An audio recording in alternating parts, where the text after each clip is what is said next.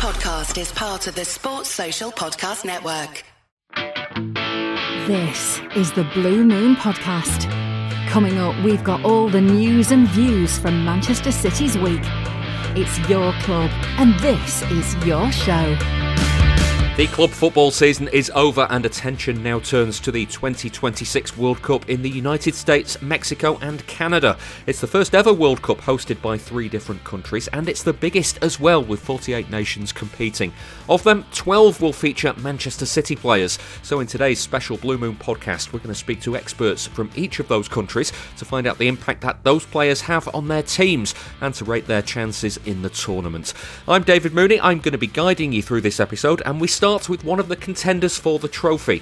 Runners-up in 2022, France are 2-time winners and go into this year's tournament unbeaten in qualifying. In their squad for 2026 is Ryan Cherki, who joined City at the beginning of last season. And to talk about him and the country, I am delighted to be joined by the French football expert Jeremy Smith. Hi, Jeremy. Hi, how you doing? Not too bad, thank you. Ryan Cherki then for France. Where does he fit in with the squad at the moment?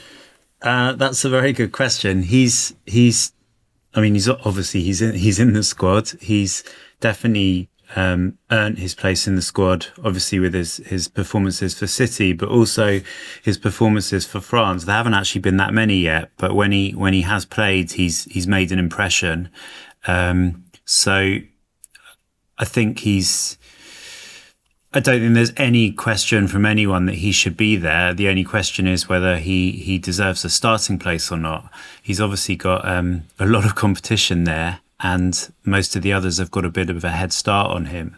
So I don't think he's going to be starting.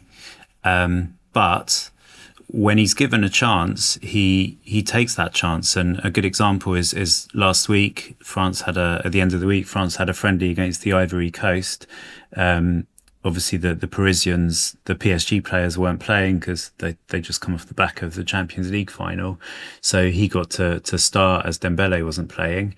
And he was, I would say, definitely France's man of the match. And so, as I said, he's kind of taking those chances when he can. But the other thing I would say, and this was a good example in this match, he was man of the match because everything went through him for better or worse. So there were quite a few of the usual sort of tricks and flicks and maybe over elaborating. There was one really good chance where if he'd hit it first time, he was practically in the 6-yard box. He almost certainly would have scored. For some reason, he took an extra touch and the chance was gone.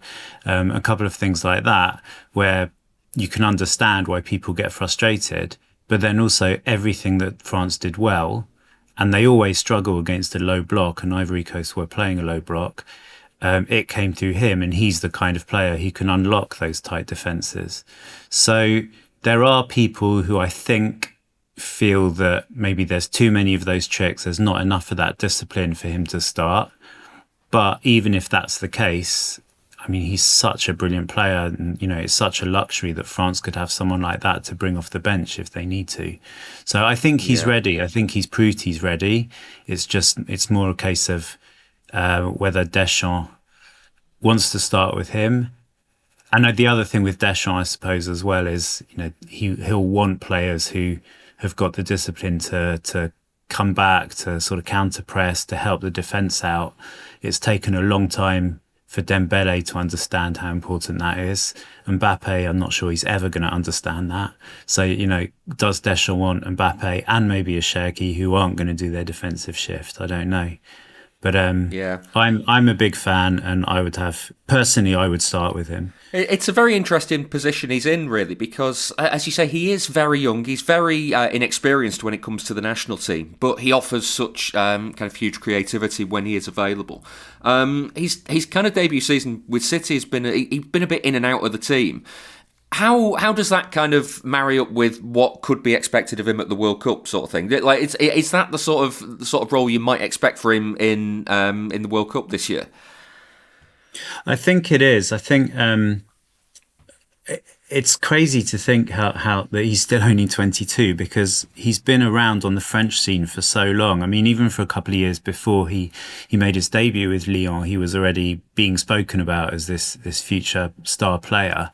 And then he made his debut, I think, 15, 16. So it feels like he's a lot older. He should be a lot older than he is. And sometimes you have to remember that he's still, kind of a kid. He got in a bit of trouble actually last week after the match, because in the mix zone, he said something like, France aren't here to win the World Cup. Or they're not here to beat everyone, they're here to destroy everyone, something like that, which didn't go down well with, Deschamps, who's very much a downplay our chances kind of coach. But I think he's a good character, and I think it may be, obviously on a sort of, well, I was going to say a longer term scale, because internationally you don't play so often, but obviously a World Cup is more condensed. I think it could well be that it would be like the City season, that, he may well be starting on the bench, but by the end of the World Cup, depending on how things go, he may well have sort of, earned his way into the first team. It's just about taking those chances and maybe a little bit more discipline. But I think, discipline him too much and you take away what makes him special. So it's just about finding that balance. Yeah, I saw the goal against Ivory Coast, and the footwork from him was just incredible on the edge of the box. In terms of talent in the French squad, is there anyone like him?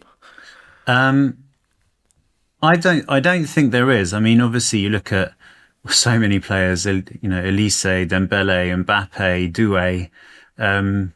They're all very skillful, but I don't think any fit exactly his profile. Elise, for me, sort of just glides across the pitch. It's like watching, I don't know, a Galaxy chocolate bar made into a footballer sort of thing. Doué. Mbappe, we know, is all about the speed. Dembele, he's got the skills and he's two-footed as well, but I don't think he's quite as good in tight spaces.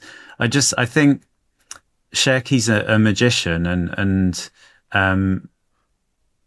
as I said, I think a lot of the others, maybe they're stronger when they've got space to run into. But sometimes when, they're playing against a really tight defence, sometimes it looks like they're running into brick walls. Cherki's that player who can get through that wall, I think. He's just so unpredictable. There was another incident in the first half the other day where he had 2 or 3 players around him, so he sort of flicked the ball up to himself and put in a cross that Tchouaméni almost scored from.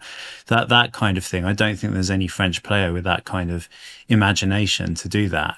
And yeah, as I said, a lot of those things, I think he's also the kind of player that you need to have played with him a lot to have an idea, to start to know what he's thinking, what's going to come next. Sometimes those flicks are brilliant, but if you're not on the same wavelength, then you're not in the right place to receive the pass, and maybe Cherki comes across looking a bit silly for wasting the opportunity. But I think as you get to know him, playing with him more, then he becomes more effective. I think he definitely gives something that other players don't. And he's also, I know he has been played in different positions, but for me, he's an out-and-out number 10, and I don't think any of the other French players are that. They can all fill in that position, but I think in every case, it maybe takes away from one of their strengths. Yeah, there's the criticism, I guess, from him on City's season has been that sometimes he overcomplicates things. He does things, as you say, the tricks and flicks maybe when they're not necessary. But it's like the kind of little devil on the shoulder says that's the fun of football, isn't it? That's the reason to get involved with football. Those sorts of moments to enjoy them. What do the French public think of him? Do you know? I think it's a similar kind of thing. Against the Ivory Coast in a friendly.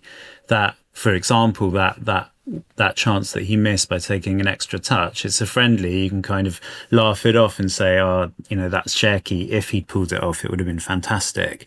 If it's an important group game to get through to the next round or something like that, it's not so funny. So he's definitely, I know a lot of people say he's a YouTube player or he's a player for the friendlies, but I think as he gets older, and I think we've seen it during this season, he's become not more serious, but there's more end product there. And I think, for the most part, I think the French fans like that. Again, he's not the same kind of player as Zidane, but obviously, as a number 10, as a playmaker, there will be, and I suppose even his kind of ethnic background, if that's the right phrase, there are similarities there. So I think people are excited about the prospect of having someone like that in the team. And, there's even that comment that he made about destroying the opposition. And there's been a bit of, there was some fun online this week because there was a photo op of the squad and he ended up in some weirdly contrived pose. So I think he's a character as well, which I think, when you're all living together for a month, that's quite important as well, to have sort of a bit of levity in there. So I think the France fans do like him. But as I said, at the moment, there's a little bit of a split, kind of touching on what you said. Half the people love what he's doing. The other half are like, we're here to win a World Cup. We don't need all these tricks and flicks. We just need to do what we need to do to win. And although he's a completely different player, it reminds me a little bit of the lead up to 2018, which obviously France won, where Paul Pogba was accused of a lot of the same thing. When you do things simply, you're the best in the world at doing that. So don't muck around with all this extra stuff. You don't need it. And he took it out of the game for the World Cup, and it was a huge factor in winning it. Yeah. Well, looking at that, how do you rate France's chances of winning the World Cup this time around? And how important will Cherki be to that? They've got a great chance because they've got such a wealth of talent in attack and probably arguably in midfield as well. I have two concerns. The first one, I don't think they're as complete a team as, say, Spain. I still think their fullbacks are, I was going to say useless. That's a bit harsh, but I don't think they have world-class fullbacks at all. And centre-back, I think a lot depends on Saliba's fitness, because Deschamps seems to like Konate and keeps persisting with him if either Saliba or Upamecano are injured. And personally, I don't rate Konate whatsoever, and he worries me if he's in the team. So they're definitely up there because with the attacking talent they've got, they can beat anyone on their day. But for me, they're still not number one favourites. My other concern is just there seems to be, I feel like this is more a sort of superstitious thing, but there seems to be so many kind of similarities with 2002, the overconfidence about the number of brilliant attackers, the fact that we've got Senegal in the first game, the fact that we lost a friendly that we shouldn't have lost. There's no sort of major tensions, but there's a couple of things that journalists are jumping on. Like there was something the other day where Mbappe and N'Golo Kanté seem to blank each other. Just little things like that just make me feel like we're heading to one of those, not France implosions, but everything doesn't seem as peaceful as, say, 2018. But I'm hoping that's just me being my usual pessimistic self. Yeah. Well, Jeremy, thank you very much. We will see how it goes. Thank you very much for being with us today. Pleasure. Thanks for having me on. Now, meeting France in the final match of Group I will be Norway and Erling Haaland. After 8 wins from 8 in qualifying, Norway will be competing in their first World Cup since 1998. And Haaland's 16 goals has meant that he scored 3 times as many in qualifying than any other player in that UEFA group. How could he and his country do at this year's tournament? Let's discuss it all now with Norwegian journalist Jens Friberg. Hi, Jens. Yeah, how are you? Not too bad, thank you. It's exciting times, isn't it, for Norway? Yeah, you can say that the country isn't turned upside down just yet, but we're getting there. Excellent. Well, let's start with that record then for Haaland there. 16 goals in 8 games in qualifying. He scored in every single qualifying game. Like obviously he's a big player for City, he's a big player for Norway. Just underline how important he is for this team. Well, you mentioned it yourself, David. It's every time we have Erling in the starting 11, it's like starting with 1 goal up. because it's just that important. And of course, 5 of the goals in that qualifying campaign was against Moldova in that 11-1 win, but they were still very important goals, and he means everything to this Norwegian team, not just in terms of the goals, but in terms of the leadership that he brings, in terms of the standards that he has, the experience that he has from the elite level in Manchester City and the Premier League. So when he was allowed to rest the final game against Aston Villa and had a little bit of a slower ending to the season, I think everyone in Norway were really content to see that. Yeah, how much has he kind of changed attitudes around the Norwegian team as well? Because as I say, first qualifying since '98. Like, has he brought the standard up? It's an interesting question, this, David, because Erling has actually been accused of not giving everything for the national team before. You can always say that this criticism, or whatever you call it, is ridiculous, because he has always been there. He has, when he's injury free, and he has always done whatever he can. But he has had to answer some questions about, his motivation to give it all for the national team when they didn't perform at the level that they do now. But after they beat Italy 3-0 this time around last year, everything just... We started to realize that this team might actually go to the World Cup, and Erling, of course, being the spear point of this team, has grown into something bigger of a national icon and hero now. Yeah, I mean, you look at his records as well. We talk about his records for City, about the goals that he scored. Even internationally, the fastest ever player to 50 international goals. He's got the record for the most consecutive international games where he scored in. He's got the most goals ever in a qualifying World Cup qualifying group with 16. What makes him so special like this? Why is he able to do this when other players haven't been able to do this? That's again an interesting question, but I guess for people watching Manchester City every single week, you would know how he is and what makes him this kind of goal scorer. But I guess what surprises a lot of us is that he has taken this, reproduced this habit of goal scoring so easily to the national team as well, because the Norway's national team has not had, at least until now, just recently has not had the same quality of players as you do in Manchester City. And of course, it's the same things that makes him a great goal scorer for Man City. His timing, his pace, his physique, his instinct, everything applies as well for the Norwegian national team. But what has taken another level for him is that he's been able to reproduce this so consistently in the big games for the Norwegian national team as well. Yeah, what chance do you think that gives Norway at this World Cup? Because I'm wondering if people underestimate this Norway side. The discussion here in Norway is if we overestimate this Norway side, because we're very much flying on the moon at the moment. I mean, you would be disappointed if they don't exit the group stage and get into the knockout stages, even though Norway has a pretty tough group with France, Senegal and Iraq. You would expect them to do that, but when you get over there to the World Cup, I mean, these guys are becoming experienced players, but none of them have ever played a single minute in a major tournament for the Norwegian national team, and you don't really know how that's going to pan out. But I think it's fair to expect them to reach the knockout stages, and from there on out, it's of course it's a bit of the luck of the draw and luck in the games as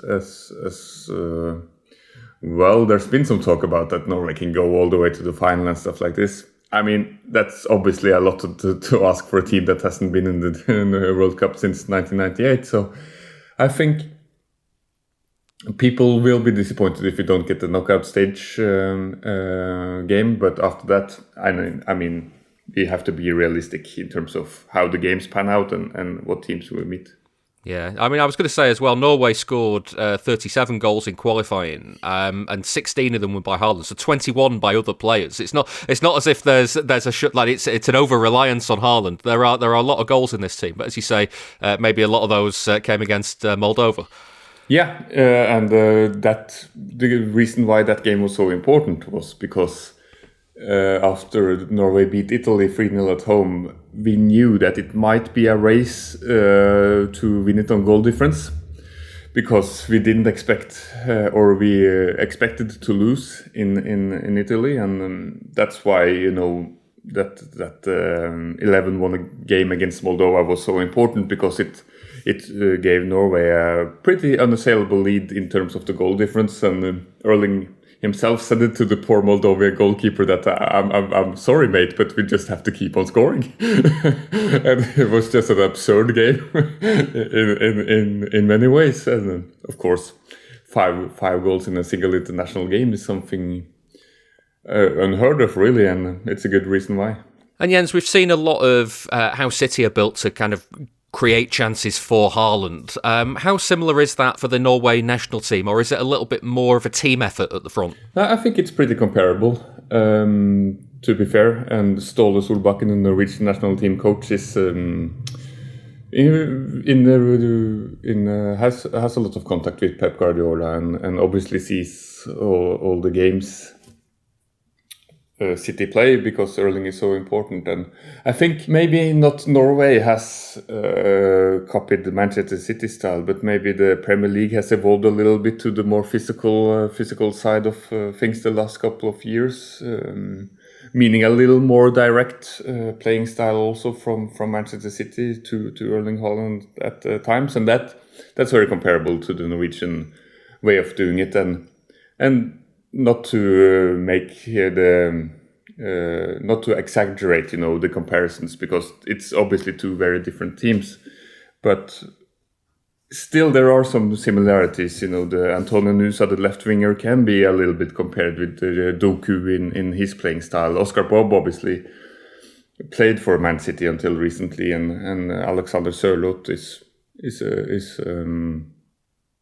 a good partner for Erling up there. So I think there's more similarities than it would have been a couple of years ago. Yeah, and just finally, Jens, how exciting is it to see Norway at the World Cup, and especially with a player like Haaland there to wreak havoc across all the other nations that are there? No, it's going to be huge. We're going to be really huge, David. And for me, born in 1993, the only thing I can remember from the Norwegian national team is failure and embarrassment and disappointment. And now for a whole generation, really, of not only kids but young adults and adults like myself being able to really experience Norway in a World Cup for the first time in such a long time, it's going to be, everything is going to be so historic about this for us, and it's going to create memories for the whole nation that they will not forget. And Erling, of course, it's such a massive part of this. I think we couldn't say it would be this possible without him, and he is the guy that makes us really go over there and think that we actually have something to do here. It's not just a fluke that we have qualified, but we actually have something to bring to the table. And it's just an immense feeling of pride, I think, also that he is Norwegian and that this team is Norwegian. And we'll see. You asked if people are underestimating Norway. We will see, but that the feeling that Norway actually has something to do there that's at least a strong feeling, and it's going to be some interesting weeks here in Norway, and I really look forward to it. Well, Jens, thank you very much for being on the show. Good luck, enjoy it all. Hope you have fun. Yeah, cheers, David. Thank you very much. Let's take a trip to one of the tournament's newcomers now. Uzbekistan will be competing in their first ever World Cup after progressing from Group A of the Asia qualifiers, and that means Abdulkadir Khusanov will be making his World Cup debut too. Let's speak to Conor Bowers, who is an expert in Uzbek football. Hi, Conor. Hi. How much is it? What does it mean to Uzbekistan to be at this World Cup? It means probably the equivalent of sort of a team like Spain or England winning it. Is the easiest way to put it. Being there is the kind of combination of decades of work. Within sort of the AFC, sort of the Asian qualification process, Uzbekistan has always been kind of the nearly country, the country that always either gets close but misses out. I've always kind of described them as being like the Tottenham of Asian football, in which they look like they should really compete, but somehow either just mess up when they shouldn't mess up, or give up situations and basically bottle situations that they would have benefited from. There's like historical situations where they've been in playoffs and referee decisions, which are anomalies in football, prevented qualification, or they're just poor management and poor sort of tactics backfired and cost them. So what does it mean for Khusanov as well to kind of be there with Uzbekistan? How important is he to the team? He's vital, to be honest. From a defensive point of view, I think Man City fans in particular kind of know how important his pace is for them. For Uzbekistan, it's more so because when you get to the sort of the level of where his teammates are, they're playing either domestically in Uzbekistan or in the Gulf, pretty much. So the level of sort of fitness and athleticism that exists isn't to the standard. So he kind of has to make up for that to a degree. They are better than I think people would assume, but his speed and his just natural talent is vital for allowing them to kind of push forward a little bit. And if he's not there, I'd be concerned. Would be kind of the main concern, particularly because his typical centre back partner isn't at the tournament. He got injured, and without him, you're kind of missing two out of you're missing one of the kind of key players that Khusanov would need. Yeah. What impact does he have on Uzbek football as a kind of like a talisman? Is he seen as something of a bit of a poster boy for Uzbek football? Yeah. Similar to kind of any country, you can probably imagine where one player is playing at a level higher than the rest. There are obviously some players playing in Turkey, for example. So it's not like it's all domestic and then Khusanov at City, but he is kind of the poster child of Uzbek football. I think if anyone paid attention to kind of what happened when he first returned to Uzbekistan after joining City, he was hounded by reporters and journalists, and he was given a car for free. He now has like a soft drinks brand as well, so he's becoming kind of a much more subdued, less flashy David Beckham within Uzbek football. Yeah, and when you look at his personality, just kind of like, how do you think that sits with him? Because he seems quite quiet and quite reserved. He is from all sort of interviews. You do sort of see when he's with the national team, he's kind of a little bit more of an extrovert, but it's not by much. But I think one of his main strengths is he just doesn't seem fazed by the situation. Potentially being a centre back, that's kind of a benefit where there's not the pressure to score potentially. Because he's not obviously prone to that, but I think he doesn't seem fazed at all by whatever expectations the country has. What's been the reaction to his time at City in Uzbekistan? Do you know? In terms of from the people I've spoken to and from what I've seen, it's pride. It's kind of a national pride thing, where City now have probably 30 million extra fans than they had prior to him moving. Even people who preferred. Obviously, the English Premier League is the biggest league in the world, so there'll be teams or people who would have supported, Manchester United, Liverpool, etc. They still all want City to do well because they want him to do well. So he's a symbol of national pride because it's very rare for, at least historically, for a player to get to that level of profile within football. Now we've seen at City he can be quite interested in a tough challenge. He likes to put himself about a bit on the pitch. How did he do in qualifying? How was he for Uzbekistan in the qualifiers? He's kind of similar in terms of he is the kind of more aggressive one. His typical centre back partner who I mentioned is injured, is kind of the camera head. Is also prone to a kind of reckless chance from time to time, just less common. But he there was no struggles at all. He's kind of the calming influence, and because the level of Asian football isn't to the same standard as the Premier League, a lot of the times it looked like a walk in the park because he's playing against Kyrgyzstan footballers or people from North Korea, and the level obviously just isn't there. So it's not been a struggle at all. Yeah. What do you think the expectations will be for him and Uzbekistan at the World Cup? I think the expectations will just be to be there. It's going to sound like a very basic answer, but it is a case of they're happy to be there. As long as there's not any ridiculous, 5-0s, anything like that. I think if they were to lose all 3 games narrowly, or at least be quite competitive within them, I don't think it would be viewed as a failure in any way. The kind of main hope, I guess, is that people will look at the team and go, wow, there's actually some players here, and it will facilitate opportunity for some of his teammates to potentially get moves to maybe not the Premier League, but kind of your Dutch leagues, your Portuguese leagues, your Scottish leagues, etc., where they can then kind of increase the profile of Uzbek football.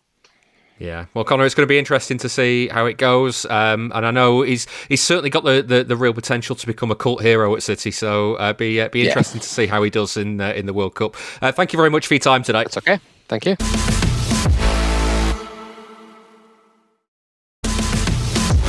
You can listen to the show ad-free by joining our Patreon, patreon.com/Blue Moon Podcast. So, facing Uzbekistan in Group K will be Portugal. With Bernardo Silva leaving City at the end of the season, officially there are only 2 City players in the Portuguese squad, with Ruben Dias and Matheus Nunes selected. But we can't overlook Bernardo's role in the team, so we're going to pretend for a few more minutes that he's not left the club just yet. With me to discuss it all is Portuguese football expert Tom Kundert. Hi, Tom. Hello there, David. Let's start with Bernardo, because Guardiola last season called him his weakness. Whenever, it's difficult to say whether he is the most important City player under Guardiola, but he's certainly one of them. Is he as important to Portugal as he has been to City? Yeah, well, first of all, let me say it was great here in Portugal, hearing all these words of praise from Guardiola. Probably, I think most people say the greatest manager in the history of football, certainly the greatest modern manager. And for him to give such, gushing words of praise for Bernardo Silva, Portuguese people here, they always keep close attention to the Portuguese players, Portuguese coaches abroad. So, yeah, it was always very gratifying to hear that. And, yeah, there's no doubt about it. He has had, you'll know better than me, an absolutely incredible career at Manchester City. Directly moving on to your question, it's a good question. And to be, brutally honest, I'd have to say no. He hasn't been as important for Portugal as he has been for Manchester City. I think, first of all, perhaps because we have to take into account that, of course, Portugal have got a lot of other, style names, but also I think it's fair to say that he's never quite hit the heights in terms of his individual performances, which, that's not to say he's played badly, not at all, but he hasn't really stood out. And also there is a little bit of an incompatibility problem with Bruno Fernandes, which is quite interesting. I'm sure you'll remember, David, all those years ago, the talk regarding England and Frank Lampard and Steven Gerrard, 2-star midfielders, who nobody doubted their individual quality, but when they played together for England, they never quite seemed to click. And I think you can say that's similar for Bernardo Silva and Bruno Fernandes. Usually one of them or the other tends to stand out. But, that said, I think both of them they are key players. There's no doubt about it. Roberto Martinez absolutely loves them, both of them. And so I think even though there's this little bit of, incompatibility, I think both of them will be playing for Portugal in all the key games, all the key moments. Yeah, we think of Bernardo as a little bit of an elder statesman, but he's only 31. He's not the kind of grandfather of the team that we kind of think of him as sometimes.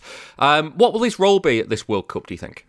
He has tended to play for Portugal on the right, almost like a right winger on a 4-3-3, or even in right midfield, which in more of a 4-4-2 or a 4-2-3-1, which a lot of people say isn't really his best position. Although Bernardo being Bernardo, he doesn't know how to play badly. Like I say, he hasn't been outstanding for Portugal, but he hasn't certainly been bad. But it was interesting because, for instance, on Saturday I was at the pre-tournament friendly against Chile. And he played almost like just a deep lying midfielder, which I think he has played in that role for Manchester City, hasn't he? And and he was good. He was really good, really solid. So it's just a question of wait and see. think when the tournament kicks off, I don't really think we're going to see him there, for the simple reason that in the friendly on Saturday, they didn't have the PSG guys yet because they were given extra time off after reaching the Champions League final.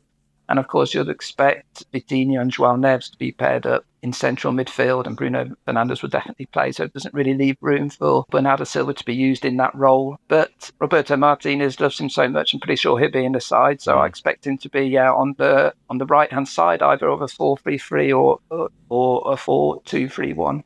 Yeah, just moving a little bit further back as well. Ruben Dias has had quite a difficult season with City with injuries. He's been in and out of the team.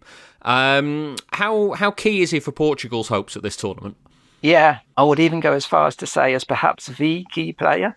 Now, that's not to say he's the best player, obviously, in the Portuguese squad. The reason why he's so vital is that I think if Portugal have a weakness at this tournament, it's their defence, and it's in central defence. And really, Ruben Dias has only been the only kind of consistent player in that position for Portugal ever since Pep retired at the end of Euro 2024. And it's been a question of basically who is Dias's partner. And it's been about 3 or 4 different players have been tried in that position. None of them have been particularly convincing. But Dias himself, he's always played well for Portugal, and he established a brilliant partnership with Pep. And so it was a shame that, just age caught up with Pep and he had to retire. And so, we were all quite worried here in Portugal when he was having his injury problems. I think I read that he only played 1 of Manchester City's last 12 games. And so that would have been a disaster almost for Portugal if he wasn't fit for the tournament. But again, the friendly on Saturday, he played virtually the whole 90 minutes, there's only 2 players who played the whole 90 minutes. And he looked good. He looked good. He looked sharp. Didn't really show any signs of trying to nurse any injuries. So, hopefully he's back at full speed. And you can't really overestimate how important he is, I think, to Portugal's efforts in this World Cup. I would put him down as really one of the key players. Yeah. The other player that City have in the squad is Matheus Nunes. Now, he's an interesting one, really, because City signed him as a midfielder. He's been excellent at right back for City. What's his role for Portugal? I assume he won't be at full back for Portugal.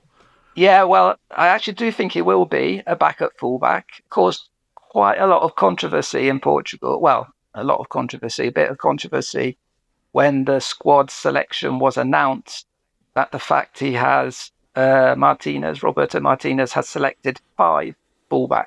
And that's if you include Matheus Nunes. And Martinez was obviously asked about this, and he said, yes, that's the intention. That's where he will be played. And his kind of thinking behind that selection was that he thinks, because of the heat especially, that's going to be the position which is going to cause the most exhaustion out of all the players on the pitch.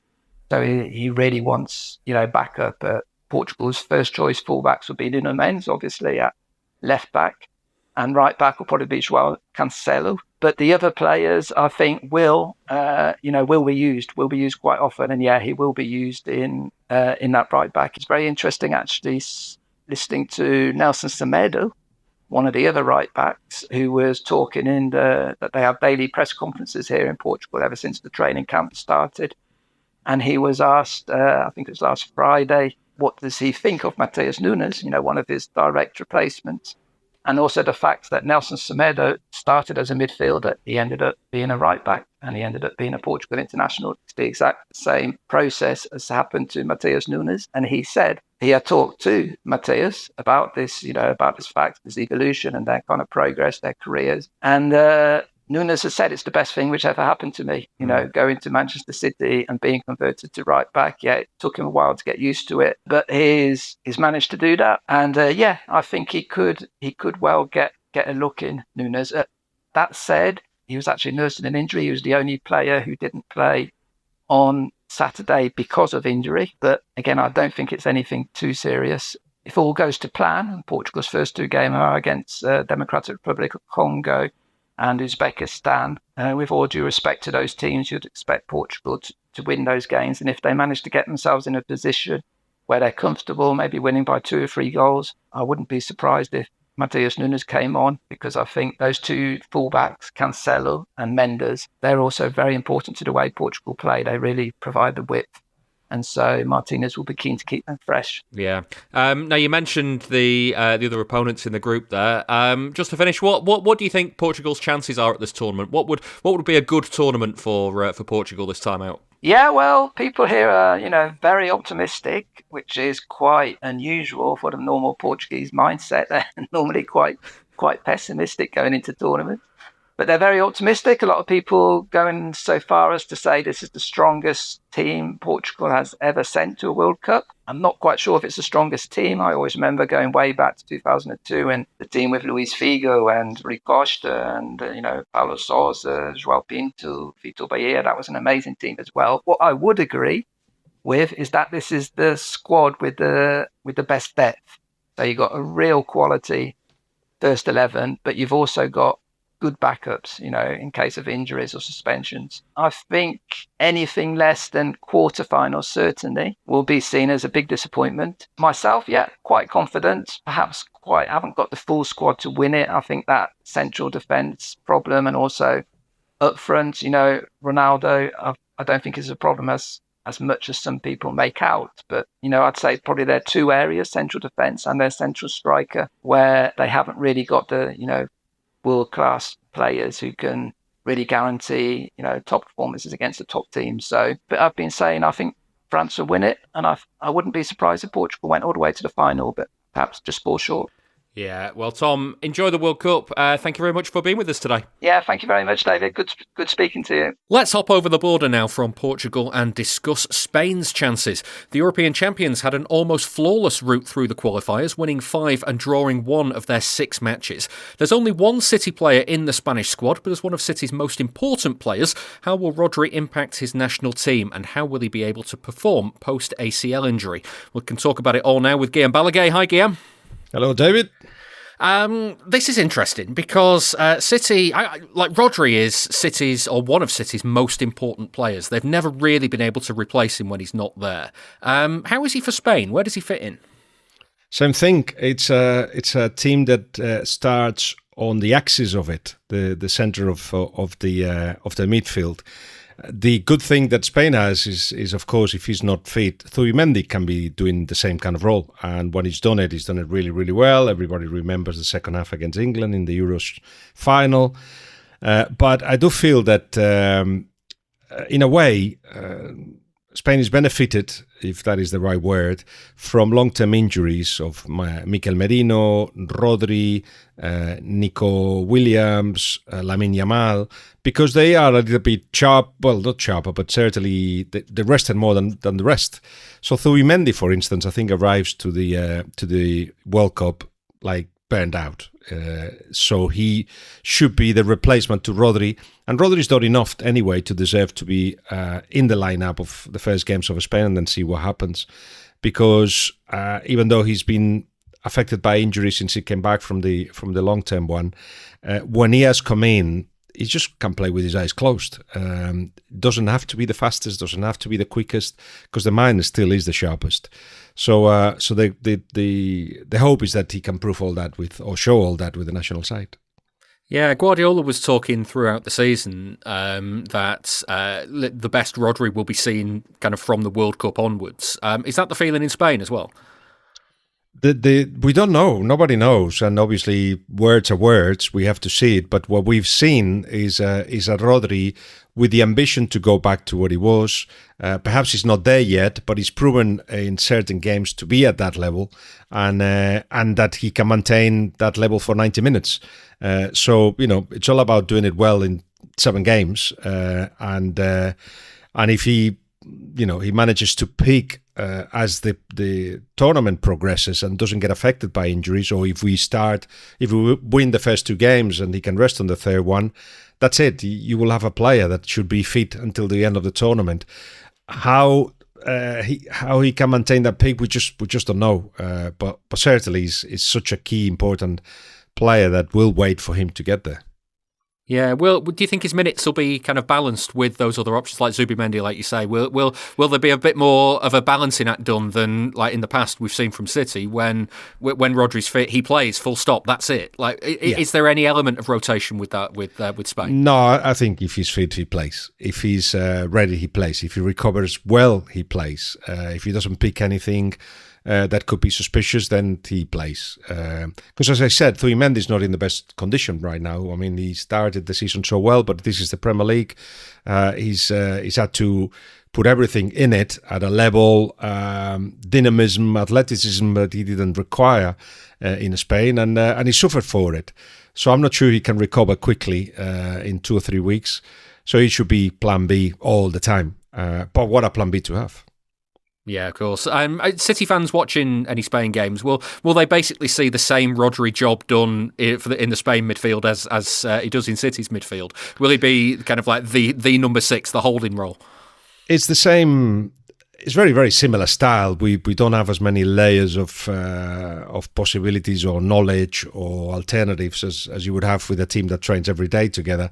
But the concept is the same. De La Fuente doesn't want players to be completely different to what they are in the teams, and what he has got is players that are very versatile around 2 or 3 specialists: the goalkeeper, the 2 centre backs, the centre midfielder, but even the centre forward, even the ones around the centre forward, even the wingers, at least one of them in the case of Lamine, they're not specialists who will stay in the wing. He will just come in and link up, and Rodri, he's done it all these years, has won the Nations League, has won the Euros, and everybody that basically is going to be important in this lineup, the first lineups anyway, would be people that recognize each other and know each other.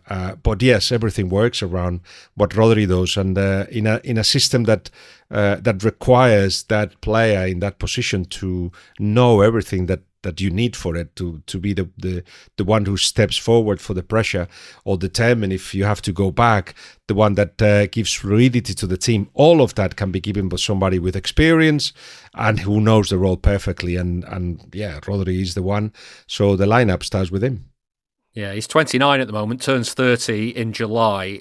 This feels like his World Cup, doesn't it? It feels like the one where he can kind of, as you say, he's won the Nations League, won the Euros. It's all there, isn't it? Yeah, I'm not sure it'll be the last one, but, he'll be 33, 34 in the next one. So there's still, for that role, where, as I said, you don't have to be the most physical or the quickest, or just have to be intelligent. Remember Busquets, he played until he was... Well, until about 2 years ago, really. So over 35, 36. So it does feel that there is enough, how can I put it, enough ingredients for Spain to be favourites. And they have enough confidence, which is, for me, that I belong to a different generation. It's a bit of a shock to be hearing things like, oh yeah, we're going to the World Cup to win it. Shouldn't you be a little bit more humble in case we lose? They don't think that way. That's what we think, the older generation, if you like. They just go like, yeah, we can do this. Because, of course, they see Rodri, best player in that position in the world. They see fullbacks that are also very good in what they do. Cucurella, you have to say. And then you've got in the middle the likes of Olmo or Gavi, who have done so well for Barcelona. And then we have something that we never, ever had before, ever, which is a match winner in Lamine Yamal, and somebody else that is under the radar but always scores in important moments in Oyarzabal, and then a bunch of variations. Let's see if Nico Williams is fit enough to start regularly. He's had a terrible season because of a groin injury that hasn't fully disappeared. But then we got Victor Muñoz, another specialist as a winger. The alternatives are varied, from players that are very flexible as well, that they play in different positions. So all in all, is a complete squad. One that, I think they took about 9 other players to make the training more competitive, and the 9 of them could have gone as well. So it is a good generation. But as I said, they've got the mentality for it, and some, I would say 2 or 3 players that are the best in the position in the world. So all of that helps you go far. Then winning it, we will see. But yeah, I understand that the magic of going to a World Cup thinking we're going to win it.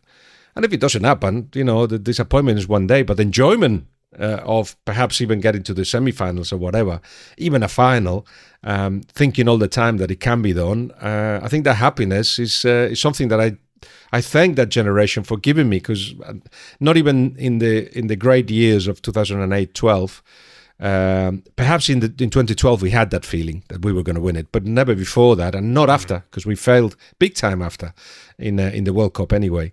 So to have that possibility of getting to far in the competition with the hopes high, it's a great feeling. Yeah, there's obviously later in the competition the threat of penalties comes along as well. I always like Rodri as a penalty taker because he never looks like he can take them. They always either squirm in or they squirm everywhere else. But be interested to see if he puts his name down for one. With the personality he's got, I don't doubt he will. I'm not sure how scientific is a lot of the things that are happening with Spain compared to England. I'm hearing that the science is just taking over everything. But I'm sure there will be prepared list, and I imagine Rodri in it. I also see him in, if it's necessary, as a centre back. Maybe that's where he ends up for the next World Cup. But in any case, it's somebody that you can count on. I mean, his winning mentality is just extraordinary, and it's just contagious as well. Somebody that gives you that confidence, that the know-how, the leadership. Is obviously one of the 4 captains, and when he talks, people listens. Yeah, is that the same sort of thing with Spain as well? Because I see with City fans, when they see a starting lineup drop and it has Rodri's name in it, there's a lot more confidence. There's a lot more kind of, everybody's a bit more relaxed. Does that happen with the national team as well? For the people that understand the game, yes, because you know that this building starts with foundations, which are called Rodri. But for the average punta, if you like, it'll be is Lamine playing, right, or is Nico playing, and then the rest, it kind of doesn't matter, because whoever plays, and the list of midfielders, Pedri, I put him as one of the 3 players, the best in his position in the world, with Rodri and Lamine. And you've got Fabian, who's done so great with PSG. Mikel Merino, let's see if he recovers. Alex Baena, who played better at Villarreal than he did at Atletico Madrid, but still is a team that has made it into the semi-finals of the Champions League, and with him in it. So these are winners. We used to count with one hand the ones that play abroad. 15 years ago. Now everybody's either tried it or is playing abroad, and growing through it and bringing back what they learned. But also, this is a side that has won already, and you know what happens, because it has happened at Manchester City. Once you get used to winning, you just want to win more and more and more, and that is because not only you've done it before, so you know how to do it. It's just the joy that it brings you, and also if you won once, very rarely whatever took you there disappears if the atmosphere, the culture is right, and the culture at the national side is almost like a team. Is demanding from the head coach down, and having Rodri just setting the standards very high is a guarantee of getting close to success. Then you depend on so many other things, but you have to say I will be surprised if Spain is not in the quarterfinals, and certainly the candidate to be in the semi-finals. Yeah. Now, perhaps a cheeky one to finish, Guillem, because obviously it's a World Cup, so it's the internationals, and Rodri's doing his interviews and his media. It seems like he's not particularly closing the door on a potential move to Real Madrid. Do you suspect he might not be a City player after the World Cup, or maybe at the end of this contract? He's saying what he's got to say, because he's got a year left in his contract, and until he resolves his future, he's got to leave every single door open. He has been very flirty when Real Madrid has been mentioned in the past, and that's for a good reason. We'll have to see who wins the elections. We suspect it's Florentino Perez that takes place on Sunday, and let's see if he's going to put the money in there or in Vitinha, for instance, or somebody that is not the kind of replaces where Rodri plays. So let's see. Quite clearly, Rodri would like to finish his career in Spain. I think he's said that before at some point, and he's getting to that age where the next contract is the biggest one. So it's a good position to be in, and I think one that everybody's respecting at the moment. Yeah, well, fingers crossed for City's sake that he does sign a new deal and doesn't move to Madrid. Guillem, thank you very much for being with us today. Cheers.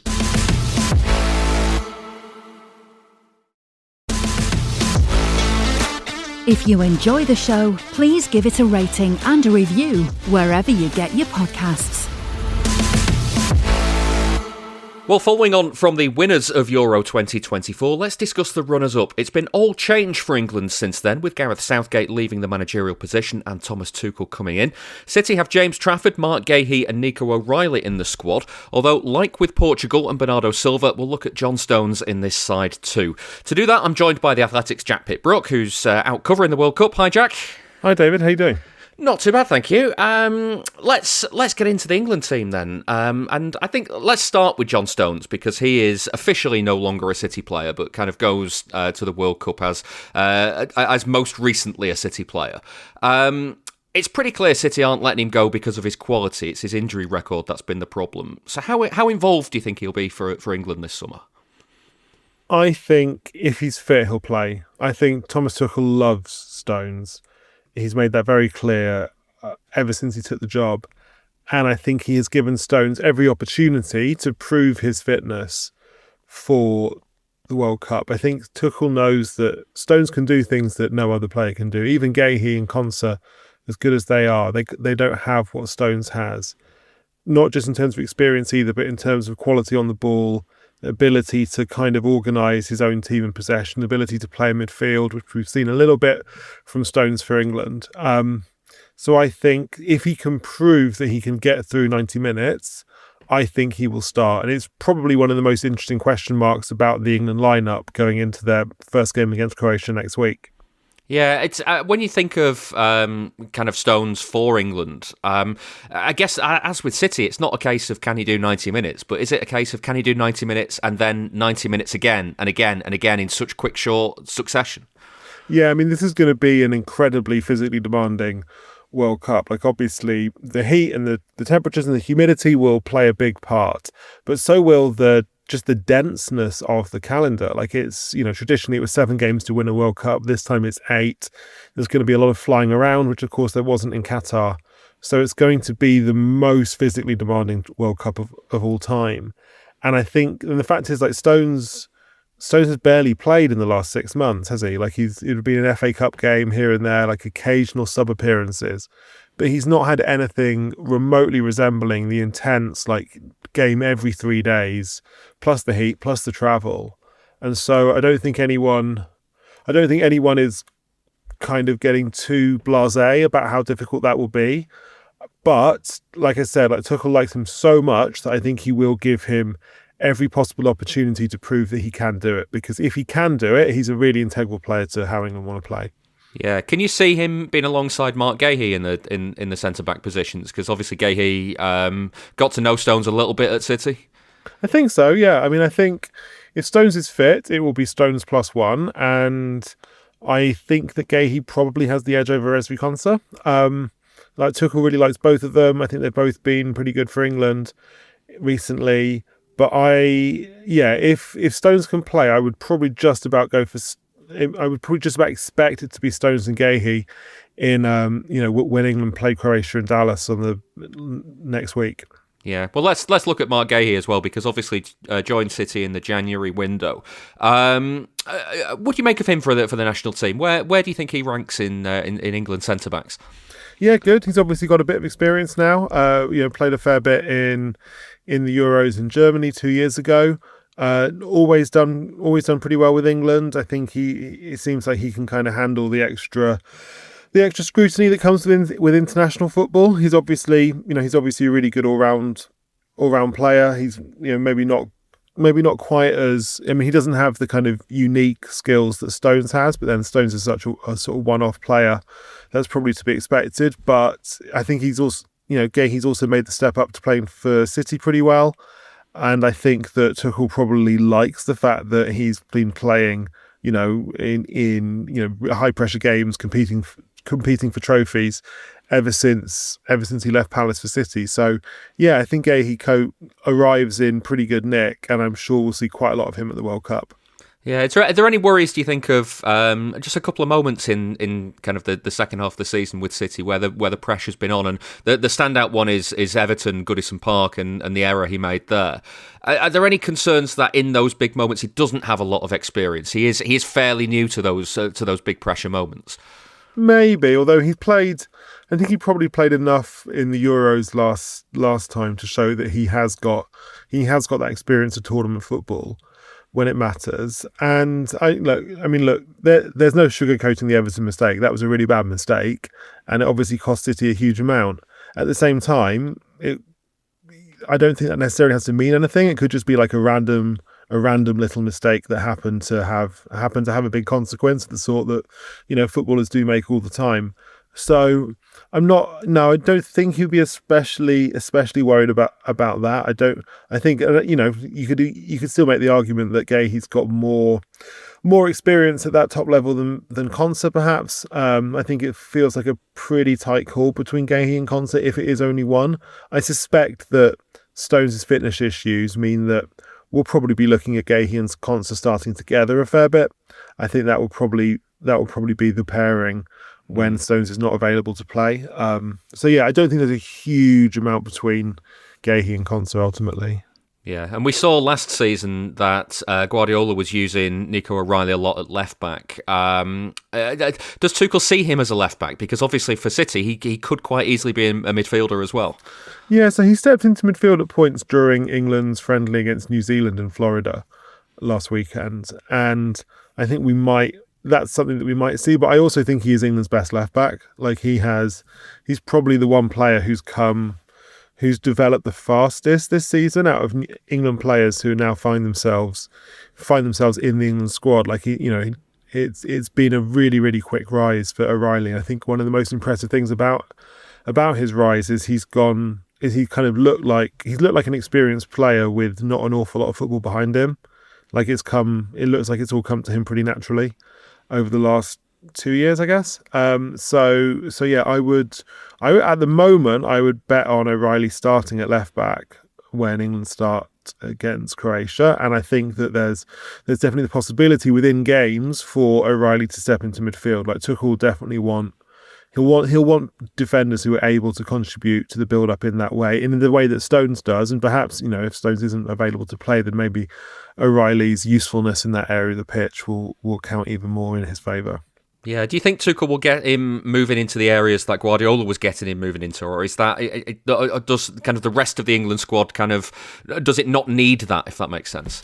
Well, I think Tuchel will he does want to keep things quite simple, but at the same time he also wants to lean on the sort of tactics that players are used to implementing for their club. So if he knows that a player is comfortable with a particular movement or approach, then I think that he's probably more minded to give the player the opportunity to replicate that in international football. What he doesn't want to do is try and teach players to do complicated things they're not used to doing in the very limited time that international managers have available to them. So yeah, I wouldn't be surprised if O'Reilly's asked to replicate things that he's done with City for England at the World Cup.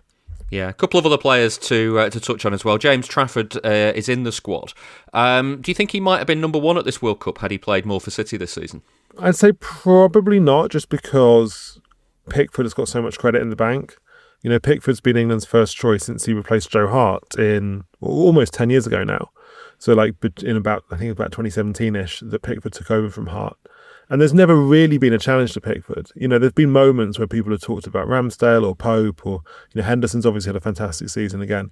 But it's always been Pickford. Like Pickford has got, he's been so good for England for 4 tournaments in a row now. He's barely made a mistake in a big game for England. So I think it's difficult right now to conceive of circumstances in which Pickford would not continue as number one. I mean, short of a serious injury.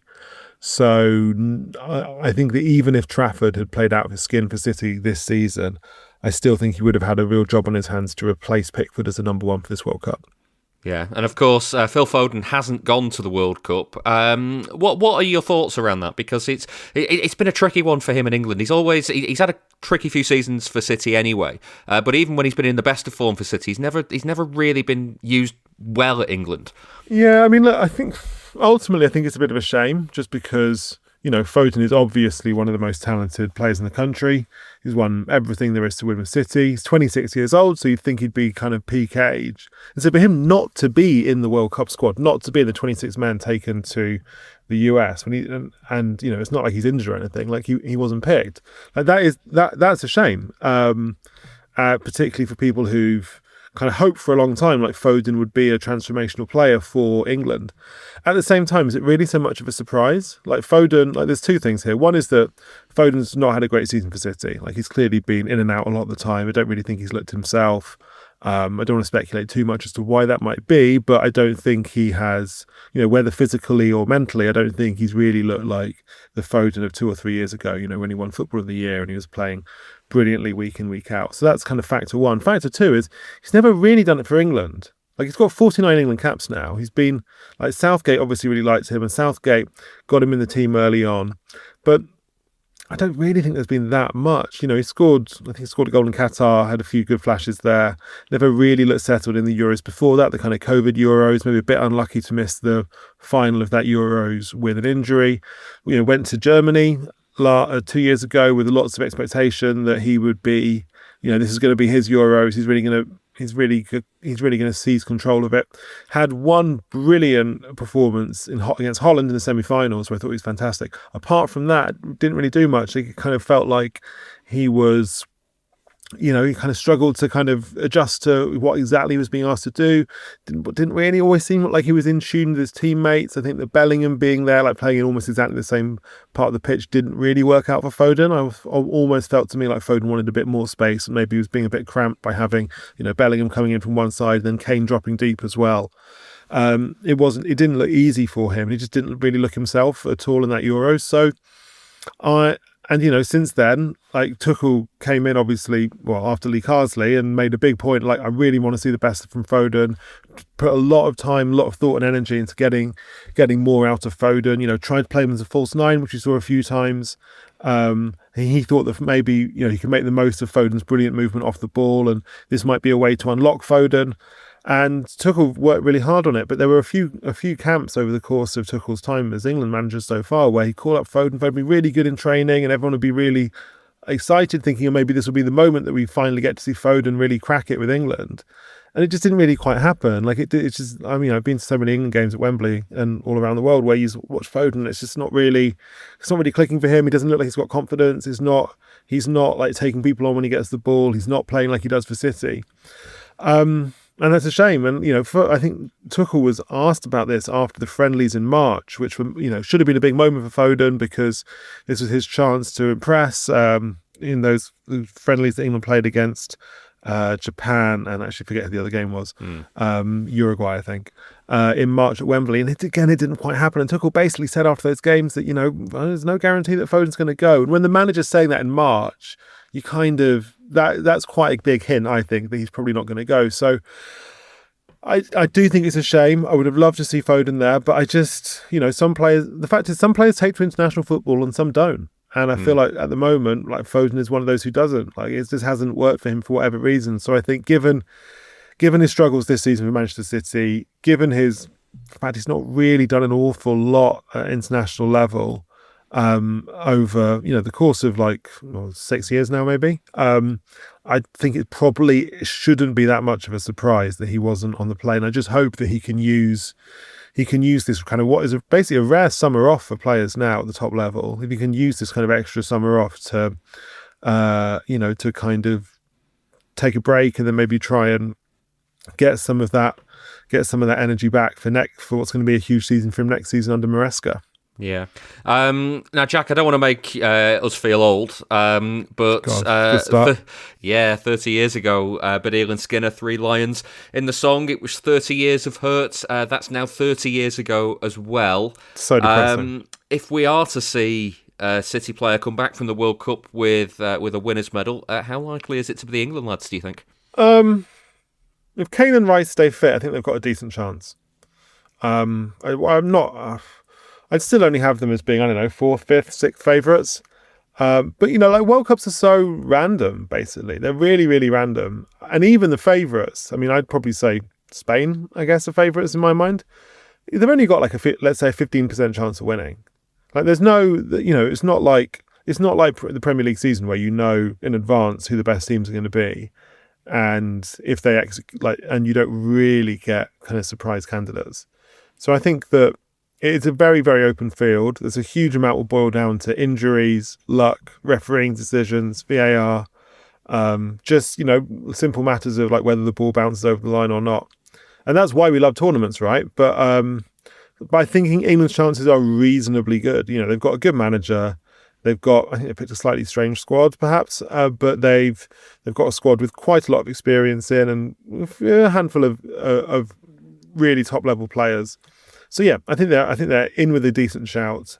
I think the biggest question mark, and nobody knows how this is going to play out, is how do the teams adjust to the physical, physical logistical challenges of this unique World Cup, because it's going to be absolutely exhausting for the players, and we don't know at this point who's gonna be able to stand the heat and who won't be. Yeah, well, Jack, thank you very much for being with us. Enjoy the World Cup. Hope you have a good time. Thank you very much. We're going to stay in Group L now and stick with City's January signings because two will go up against each other at the World Cup. Mark Guehi for England and Antoine Semenyo for Ghana. Now, Ghana won their group in qualifying, losing just one of their 10 matches. So let's speak to Ghanaian journalist Akosua Adjei. Akosua, thank you very much for being with us. How are things? Thank you very much for having me. So far, so good. Things have been going well, especially for the preparation for the World Cup. When it comes to the history of Ghana at the World Cups, I mean, we have not necessarily been one of the best teams to come out from Africa, but we have had some exciting moments in the tournament, a very historical one. We bring a lot of culture.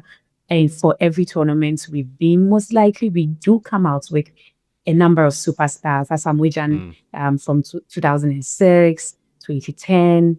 At the 2022, it was Mohamed Kudus and getting that name of Star Boy for us as Ghanaians, because he became the first Ghanaian player to score 2 goals in a World Cup match and also winning a Man of the Match award there. Those were our wins, and every other time we do hope that our players go out there, put up the best of performances, and no matter the kind of games we play and what we are able to bring on board, we are able to not just show football, but also show what Ghana, really Ghanaian, is all about. And I think Ghana has been able to do that throughout the number of times we have participated in the World Cup. Yeah, what role will Antoine Semenyo play in that for Ghana? Because he's been a big part of City's second half of the season. How important will he be for Ghana? Well, for Antoine Semenyo, a lot will be relying on him for this year's World Cup. Remember in 2022, when he was still with Bristol City, he happened to be in Ghana's team in Qatar, even though he did not play a huge role at the tournament. This time, from him moving from Bristol to Bournemouth, now an amazing superstar with Manchester City, a lot will be relying on him. Even though when it comes to him playing for the national team, he hasn't necessarily found his mojo. He's not found his scoring boots a lot of the time. He's had so many appearances, and yet he just has 3 goals to his credit. When we played the World Cup qualifiers, it was very difficult for him. He was part of the team that played in the AFCON qualifiers, who unfortunately could not book a place in the last AFCON. This time round, with everything he's been able to achieve with Manchester City, how direct he has been and how he's improved, because the Bristol City Antoine Semenyo, who went to Qatar 2022, is a totally different person now.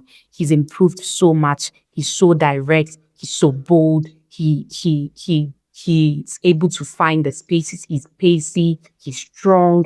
And all of these are the qualities that would expect that when it comes to the World Cup, even though he hasn't necessarily been able to show it, this will be the tournament that Antoine Semenyo will finally put on a Black Stars jersey and give an amazing account for himself. Fortunately for him, we've changed our manager, even though it was just 60 days to the tournament. And from what we saw of what the other attacking players showed in the game against Wales, it only means that there's going to be a big of a role, a big of a responsibility for him to be able to be our attacking force, the person who will be able to score goals for Ghana, the person who will be able to command our attack, the person who will be able to lead the attack, even if maybe play the role that Amwejan played in the subsequent World Cups that we went to, and especially in the absence of Mohamed Kudus, who we know that even when we're not getting goals, we could always rely on him. We hope that that role will be what Antoine Semenyo will be able to give Ghanaians at the World Cup. Yeah, how is he viewed in Ghana? Because, as you say, he's had this. He's kind of worked through the football league here in England. What do people think of him? Well, for Antoine Semenyo, he's had a tough outing in the Black Stars team. But for him, anytime he goes back to the club side, even at Bournemouth, we still saw him play some very, very good football. Now at Manchester City, we see him play some amazing football. And sometimes we even want to pin it down to just maybe the tactics we play not working for him, the formation we play not working for him, or the players around him not understanding how he has to play. So for us as Ghanaians, a lot of the time, as a journalist, when I do talk with fans of Adjei, some of the things that they say is that, one, they would love to see the Antoine Semenyo at club level. However, there are some who also don't want us to give us, by the technical team, not giving a lot of responsibilities to him, because unfortunately, he hasn't been able to replicate what he does at club level, at the national team level. So they feel we do not have to give him that much of a responsibility because he's yet to show that indeed he can be somebody we can rely on when it comes to the attacking prowess that he has. But he always has one thing going for him.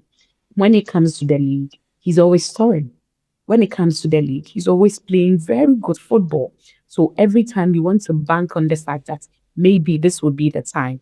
Maybe this time he'll be able to find his mojo finally in a national team jersey. But we also do understand that not every player is able to replicate the same performance they give at club level, at the national team level. However, we've been able to have some players like Asamoah, who is able to replicate what he was doing at club level, at the national team level. Our former captain, for instance, Adjei, who was also able to replicate what he was doing at club level, at the national team level. So when it comes to Antoine, it's a bit divided. Everybody wants us to share the fact that he will be able to do it because a lot of Ghanaians watch the Premier League. So they have a clear mind as to how they want us to play Antoine Semenyo. There are a number of people who would say that we need him on the left side, and this would say no, we want him on the right side. Because when I watched him in this game, this is how Pep played him. Or when I watched when he was at Bournemouth, this is how they were playing him. They played him more centrally, give him more roles. But then when it comes to the reality of talking about his performance in the national team, then a lot of other people would say, or from what we have all seen, is like, do we give him more responsibilities and hope that this time it would work? Or do we not give him more responsibility and just make sure that even though he's a star player now, it's more of a team thing and not necessarily what can Antoine Semenyo do? Because unfortunately, he has not been able to show that in the national team. Yeah, just finally, Akosua, how do you rate Ghana's chances at this tournament? What would be a good tournament for Ghana? This is a very difficult one for me, especially just because ahead of this World Cup, going to the AFCON this year would have been a big look out for us to see how far we can go, because that would have been a tougher competition, tougher opponents. But we missed out on that. And even though we've been able to get some friendlies to play, we've not won any of the 5 friendlies we've played. 4 under Coach Otuado, 1 with Coach Carlos Queiroz. I understand that they may even get another friendly to play. It's difficult to say. And the same dreams we went into other World Cups with, for 2006, our debut season, we were just happy to be there. And some way, somehow, we found ourselves in the round of 16. So it was almost like a very, very huge expectations that have been set for the subsequent tournaments. And in subsequent tournaments, we did deliver. In 2010, we qualified to the quarterfinals, I think becoming the only second African team to have done that, I think, apart from Cameroon. And 2014 happened with all the drama and the disaster and the chaos it was for us. In 2022, it was quite unfortunate that we couldn't make it past the group stage in Qatar. This time round, we sort of find ourselves in a very tough group where we have to play against England, we have to play against Croatia, we have to play against Panama. Unfortunately, our first game is against Panama, who are, once you play the teams that are not so much known, it's very difficult. Because when we're playing against England, I feel our players know them. Some of them play with them, beat them in whether in runs, score against their teams. So we know that, okay, this is how they are going to set up. This is how the English team set up. This is what to expect.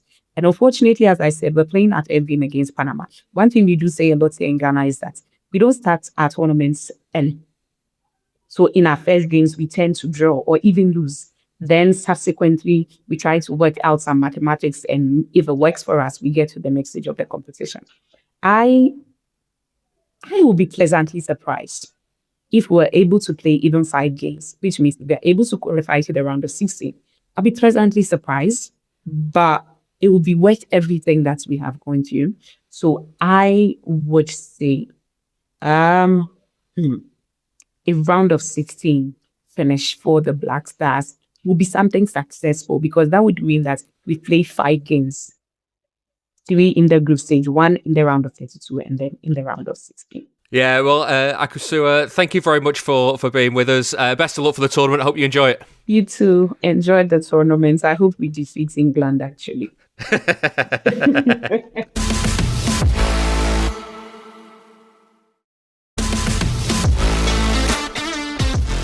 This is the Blue Moon Podcast. Listen to it. Drink it in. Now, alongside England and Ghana in Group L is Croatia. They were another side that made it through qualifying without losing a game, winning 7 and drawing 1 of their 8 matches. Both of the City players that will be pulling on the red and white checkered shirt this summer have been in a race to get fit for the tournament too, with Mateo Kovacic and Josko Gvardiol both suffering serious injuries last season. Let's discuss their roles with the podcaster and expert on Croatian football, Lovre and Nikolac. Lovre, welcome to the show. Yeah, thank you for having me. How important are Kovacic and Gvardiol to this Croatia team, do you think? The pair of them have kind of had a bit of a tough run to get ready for the World Cup. How important will they be? I mean, both of them are very important, especially Gvardiol, especially since he's moved to City, has become the cornerstone of our defense. Kovacic has always been a major part. Sadly, he's not been able to shine because Modric is still going, but Kovacic has still played a very decent role, especially at the last World Cup in Qatar. It was very important. But both of them are, I mean, hugely important to us. Thankfully, we have a good few youngsters coming through, but Gvardiol is still young, Kovacic less so, but he's still, I mean, just a very good player. We saw in this last friendly against Belgium, he's still got it. Well, let's touch on them each individually then. Let's start from the back, working forward. So Gvardiol, we've seen for City how he can be either centre back or left back, and kind of how involved he can get higher up the pitch. What's his role with the Croatia team? Well, right now if we're playing a 4 at the back, he's the left back, and he's obviously overlapping on the left. But now we're most likely going to stick with a 3 at the back. So he's going to be that left-sided center back, but he's going to be also doing a lot of overlapping, but not going wide because Perisic will be out wide. So he's going to be more in that middle pocket between the midfielder and the winger to combine with Kovacic, who would probably be on the left side, and Perisic on the wing, and then whoever's in striker. Yeah, with Kovacic for City in the midfield, we quite often see him as somebody who likes to get the ball and carry it forward. Yeah. Is that a big part of his game for Croatia as well? Yeah. That is the same exact. So Gvardiol goes forward, Kovacic probably drops back to progress the ball up with the help of Gvardiol and Modric and Perisic on the left. Yeah. How involved do you think he will be, Kovacic, given that he spent most of the last season injured? Well, he's had a few good stints. Thankfully, we do have a good, replacement, good player that can play his same exact role as Petar Sucic, plays for Inter Milan. He's been absolutely perfect this season for Inter. So if Kovacic can play a full 90 minutes, we have Sucic who can play. If Sucic can start, then last 30 minutes. If we need Kovacic, we can bring him on, and same thing backwards. Kovacic can start, then Sucic can come on for the last 30. Yeah. What have people made of Kovacic and Gvardiol at City in Croatia? Well, I mean, everybody loves them. I've always been saying for the last, I don't know how many years, that Kovacic is just, for me, a perfect Pep player. Like, he always seemed like a player to me that would excel under Guardiola. And I think he has done that. Probably some fans focus too much on statistics because Kovacic is, as you said, a guy who progresses the ball, who doesn't really get involved in goals and assists, even though last season he had a fair share of goals and assists. Same with Gvardiol, but sadly this season both of them out with injuries for a long part of the season. Yeah, we look at Gvardiol especially in City circles and think of the amount of potential he has to really kind of kick on and become one of the world's great players, one of the world's great defenders. How's his reputation over there? One of the best players in the national team, if not like up there with Modric, with Perisic, and he's, I mean, the next leader, the next guy who's going to lead the generation after Kovacic, Modric, Perisic, because he's going to be there, and he's now going to have 2 World Cups under his belt, so he's going to be one of the more experienced players on the team. Yeah. You mentioned previous World Cups, runners-up in 2018. How far could the team go this year, and how crucial to that will the City players be? They'll be. I mean, Gvardiol will be absolutely crucial because our defense is stacked, considering especially Gvardiol. But we just need to get through the group stage and then hope on the luck of the draw, and maybe get some good opponents on the way to the quarters. But if we get to the round of 16, I think anything's possible, because us in knockout football we're pretty good at it. Yeah, we've seen that in the past from the English side, that you can be a very tough team to beat, especially and with this group as well. How interesting will it be? There's a lot of City teammates in this group with England and Croatia and Ghana there. How interesting do you think that'll be?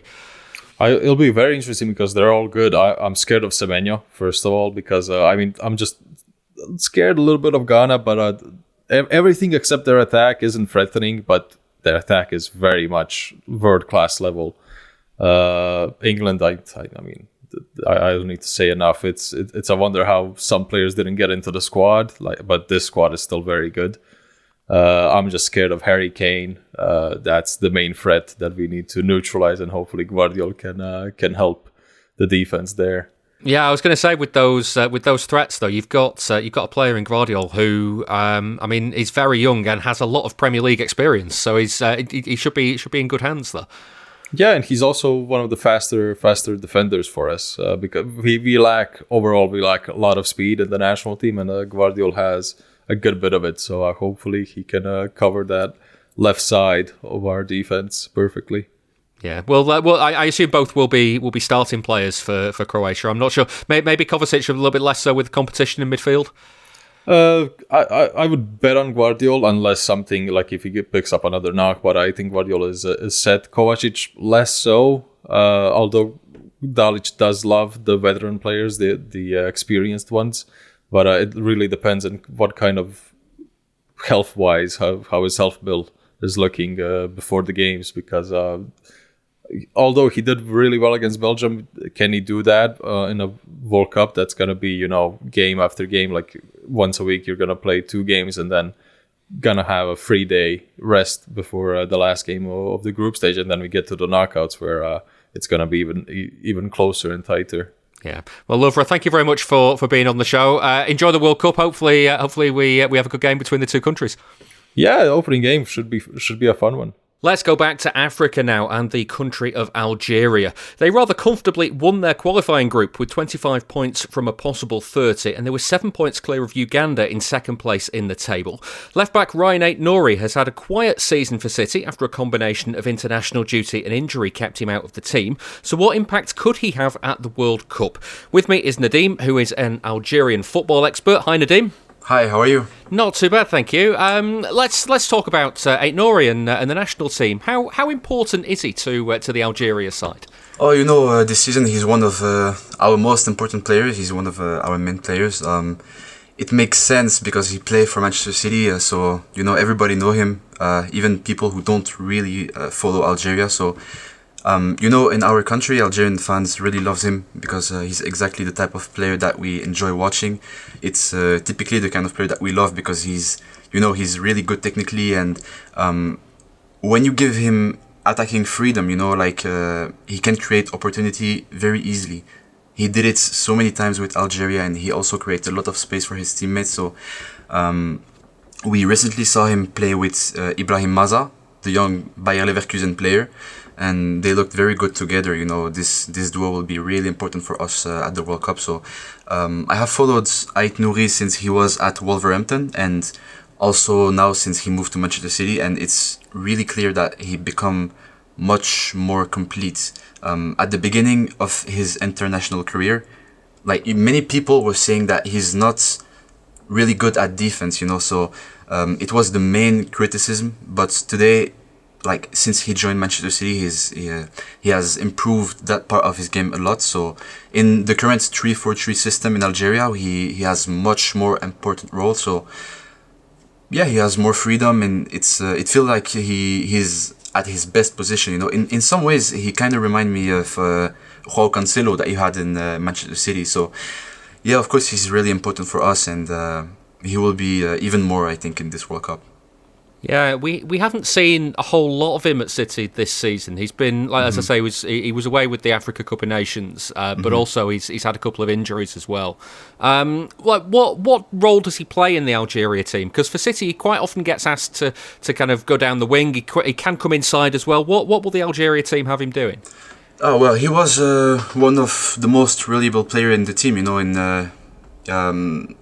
In a very important match, I remember during the Africa Cup of Nations against Burkina Faso, the second one, he won the penalty. So as you said, he's really good technically. He's really good.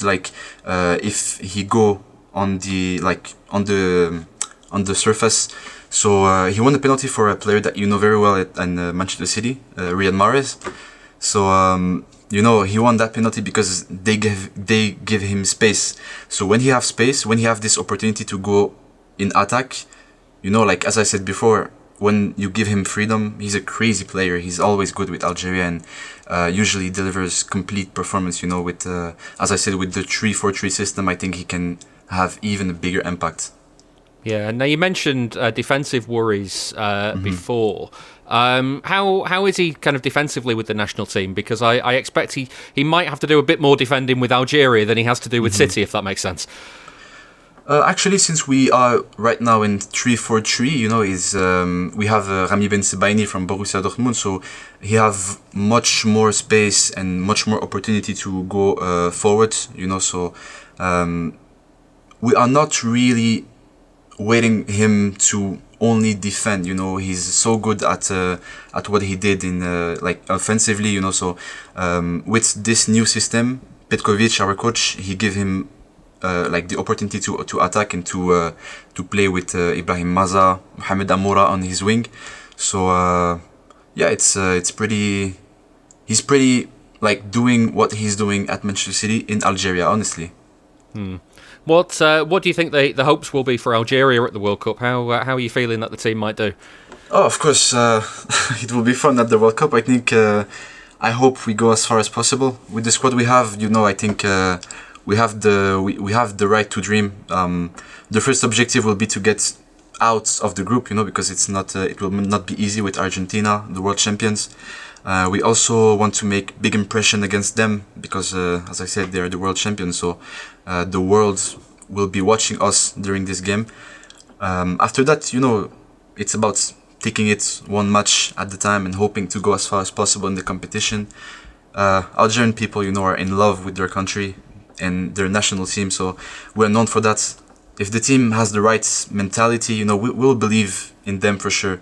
And after we did not get the easiest bracket, actually, because which is a little frustrating, because even if we get out of the group, we could face Spain or Uruguay, and those are really strong teams. So, but I believe Algeria can compete with anybody on a good day. It would not be easy, honestly, but I think we have enough quality to challenge even the biggest nations, honestly. Yeah, and as you say, it'd be interesting to see how Ait-Nouri does in that setup. Nadim, thank you very much for joining us. Thank you for being on the show. Thank you. Have a good day. We're staying in Africa for the next part of the show as we look at the team that finished fourth in last year's Africa Cup of Nations. City have one representative going to the World Cup with Egypt, as Omar Marmoush will be looking to help his team get beyond the group stage for the first time. They were unbeaten in 10 games in qualifying, with Marmoush scoring one of their 20 goals from the penalty spot against Ethiopia. Let's talk about their chances now with the Egyptian football expert Marwan Saeed. Hi Marwan. Hello, how are you? Not too bad, thank you. How are you feeling about Egypt at this World Cup? In a group with Belgium, New Zealand and Iran, how are you feeling about it all? I feel that we're a bit lucky in the draw. Obviously, it could have been much difficult. I know if people think of Egypt in the World Cup as we're a team that don't qualify much, even though we're the most successful nation in Africa. We don't qualify much to the World Cup. We don't win. We never won, actually. It's not like we don't win. We never won in the World Cup. So there's a bit of a positive note in terms of the group. The Egyptians and me personally, I feel that we can get a win or two, actually, in this group. Last time out, it was difficult. We played against Uruguay. We lost 1-0 in 2018. We had the hosts, Russia, with us in the group. And we lost the first two games, so the last game was against Saudi Arabia. And obviously, we went into that World Cup with Mohamed Salah injured from the Champions League final, with Sergio Ramos injured his arm or his shoulder. So he only played the final game of the group. This time around, it's much more different. New Zealand are not, with all due respect, they're not a very top side. They're not a top side when it comes to football. And in terms of Iran, they have a lot of issues. The visa issues that we're hearing about, maybe these things it might affect them when it comes to the World Cup. So a bit of luck there on our side when it comes to football. And with Belgium, to be honest, before their last two games in the friendlies, I thought, okay, I think we can get a result against Belgium. We drew 0-0, yes, against Spain. Then we lost 2-1 against Brazil just 2 days ago. So I thought, okay, we might have something. But they destroyed Tunisia the other day. And Jeremy Doku was on a mad one, really. And our right back spot is not the best spot in the team. So This is something that scares me. It scares a lot of Egyptians, Doku against us. But I feel that, this team is capable of getting the second spot, third spot, maybe. Because obviously some of the teams in the third spot, they can go through.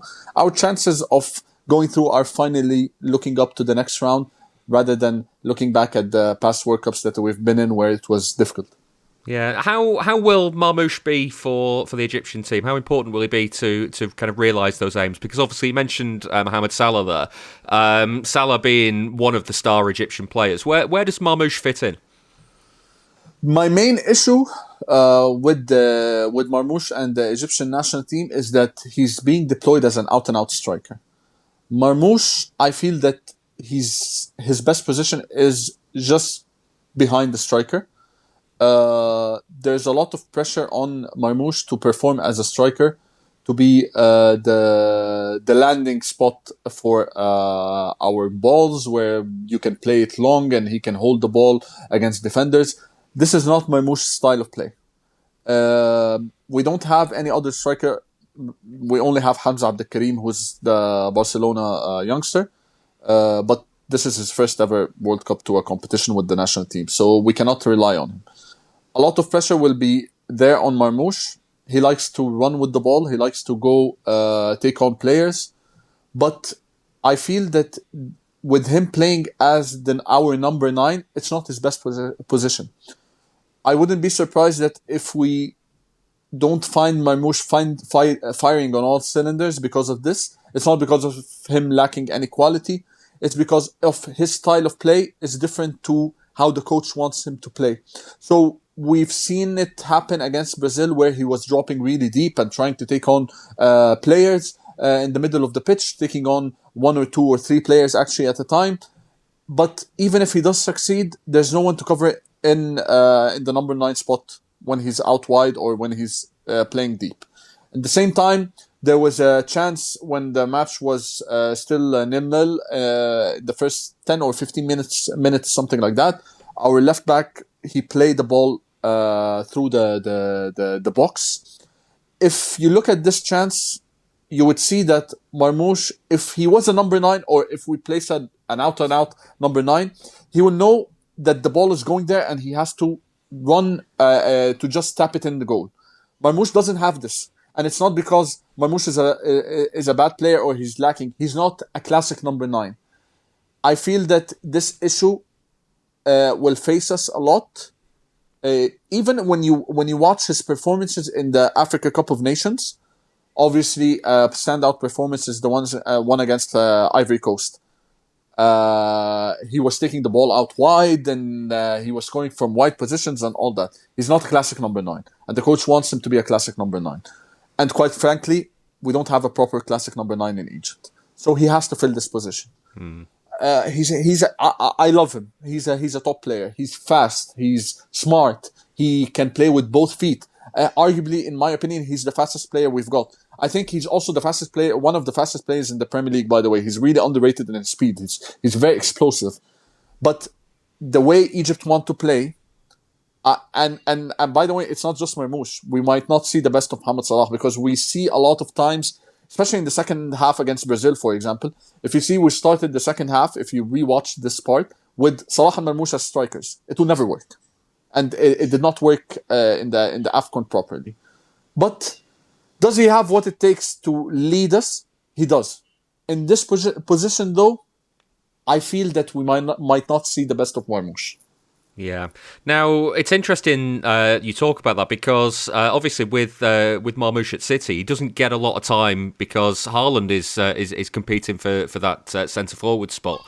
But strangely, like you say about being the second striker, we've seen from Marmoush, his best performances for City, I think, have come when Haaland hasn't been in the team and Marmoush has been the focal point. Why do you think that doesn't translate to the national team? Look, at the end of the day, I believe that the number of games in comparison when Marmoush plays alone rather with Haaland, they're very little to compare to both of them playing together. So with Egypt, okay, he plays alone, he can score, but look at his performances in the run or in the qualifications. You said 1 goal. Look at his performances in the AFCON. He was not a player that scored 4 or 5 goals. Is he a player capable of scoring that? Yes. But even at Man City, I believe, and you know what, I've had this said directly to me from people connected, that there's an issue with Marmoush and Haaland in Manchester City, where Marmoush, he's not the direct replacement for Haaland. At the same time, Pep wants it to be like that. What could have happened is that we could have seen, or what we imagined, by the way, as Egyptians when Marmoush went, is that we would have seen another case of Alvarez playing under Haaland, but we haven't seen that. And I believe it would have worked. Even if you play him out on the left, yes, it's not his best position, but it's still better than playing an out-and-out strike. And most of his goals, when he does play as a number 9, we've seen that they come he scored, I think, 5 goals against Newcastle, something like that. He generally scores 1 or 2 goals per game, or generally scores 2 goals per game. He does not spread them out. One game he might get lucky and score 2 goals, other 3 goals even. Other games he might just be anonymous through the game. And at the same time with Man City, you see that the style of play when Marmoush is playing as a number 9, it's not the same style of play at all like when Haaland plays, because the players in midfield, they're always trying to feed Haaland. But at Manchester City, it's not the same with Marmoush. It's not the constant trying to find Haaland with Marmoush. They play a different style. With Egypt, he does not have this caliber of service, even though we've got Mohamed Salah. He's a top player. We do not have this caliber of service for Marmoush when he plays as an out-and-out striker. So, and Marmoush is lacking a bit in the instinctive movement of an out-and-out number 9. With these 2 issues, we might not see the best of Marmoush, especially if we play a 5-3-2. When we play a 5-3-2 with Salah and Marmoush, it's very difficult. The players in midfield, they will not create for Marmoush. So you have to find Salah dropping deep and finding Marmoush. So the number of occasions that these moments might happen are very little per game. A lot of people, they will watch the games and they will find Marmoush not scoring. A lot of people will read the statistics and go on SofaScore and see his ratings. It might be low and all that. It's not because he's a bad player or he's not performing well. It's because he has a certain style of play that is much different with the national team, where he's being asked to be our Haaland. It won't work because Marmoush is not Haaland. His style is not Haaland. Ever since, I think, 2016, we've not had a proper striker come up from with the national team in Egypt.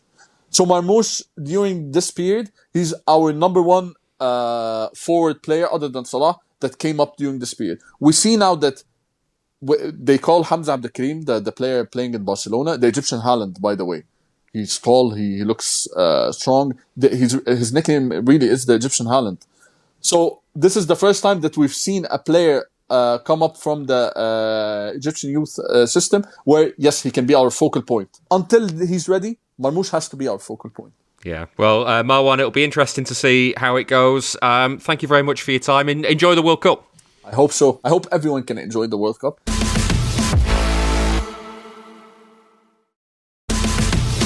Ad-free episodes are available on Patreon. Sign up at patreon.com/Blue Moon Podcast.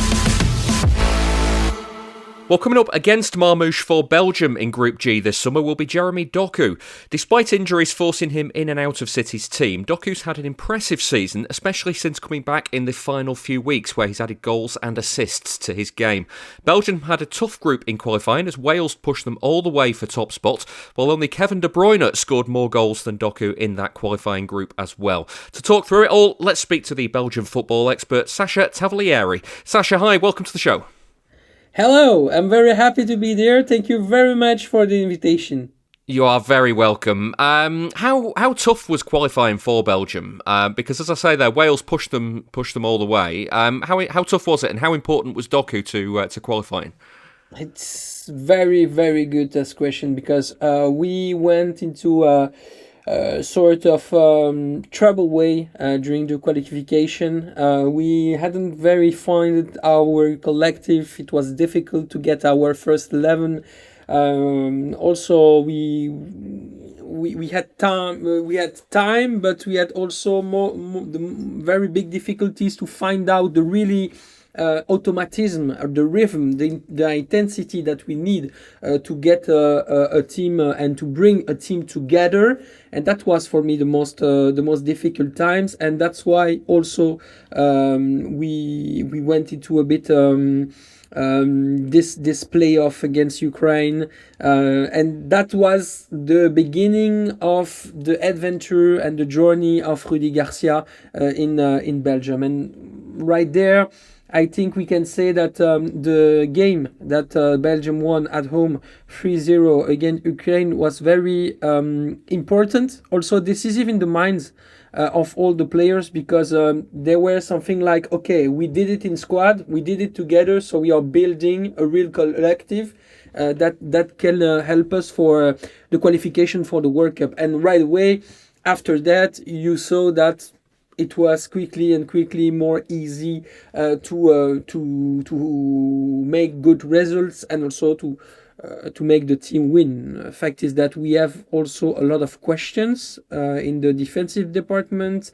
in the left back department, in also the sector of the offensive number 9. If Lukaku is not good, if he doesn't fit for the moment in terms of physics, what will happen with Belgium? So of course, we know, and we have Jeremy Doku as an X factor. He is a player fantastic. He will do fantastic such things, and we know that that he will be our key to bring also some magic and to open some doors that will be locked during the World Cup. That's sure, absolutely sure. But he can't do it himself alone, and that's for me the most difficult part, is where are we when Doku is locked in by the opponents, and that's also one of the questions I'm asking to the head coach Rudy Garcia, or to every sympathizants and people that like Belgium.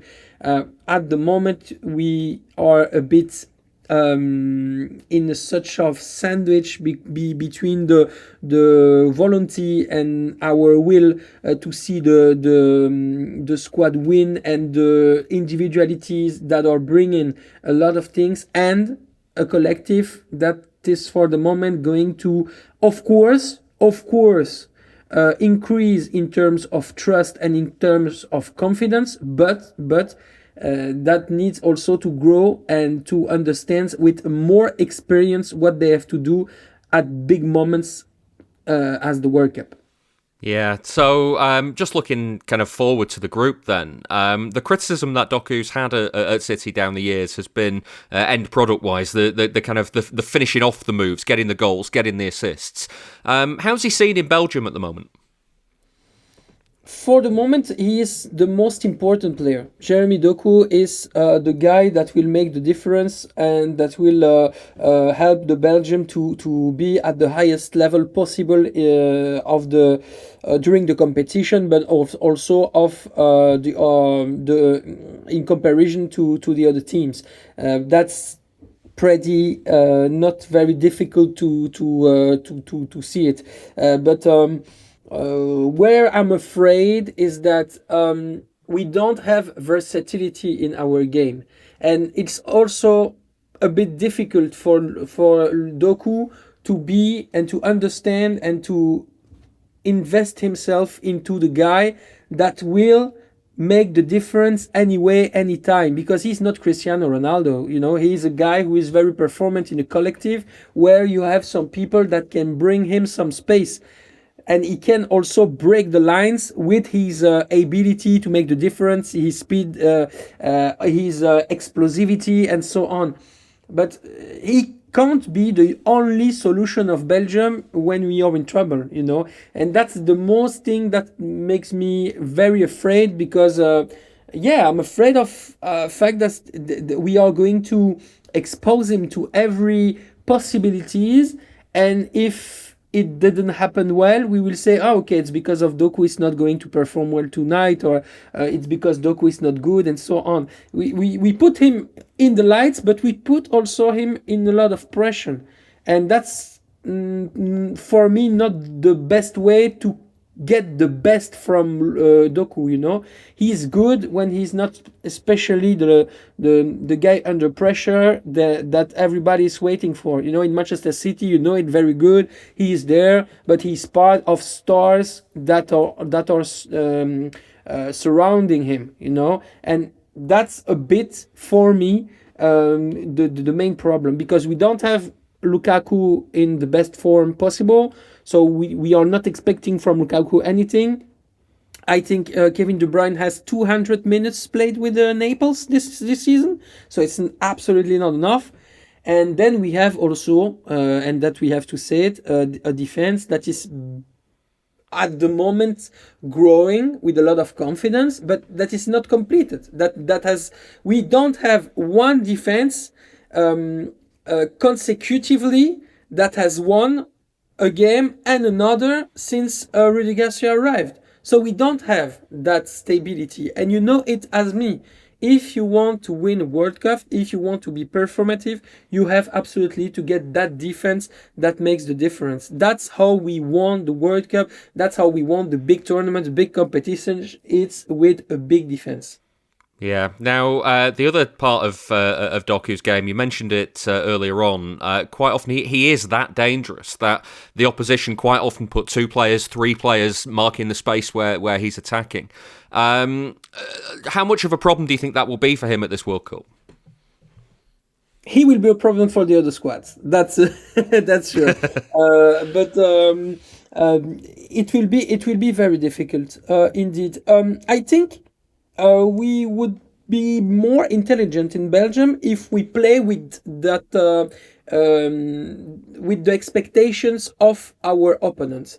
What I mean is that if we know that there will be 1 or 2 or seeing 3 players on Lukaku on Doku to defend, that needs that we will get space on the right side, that we'll get space on the offensive department, and we will be able to play in another part where we will have space to make goals, you know.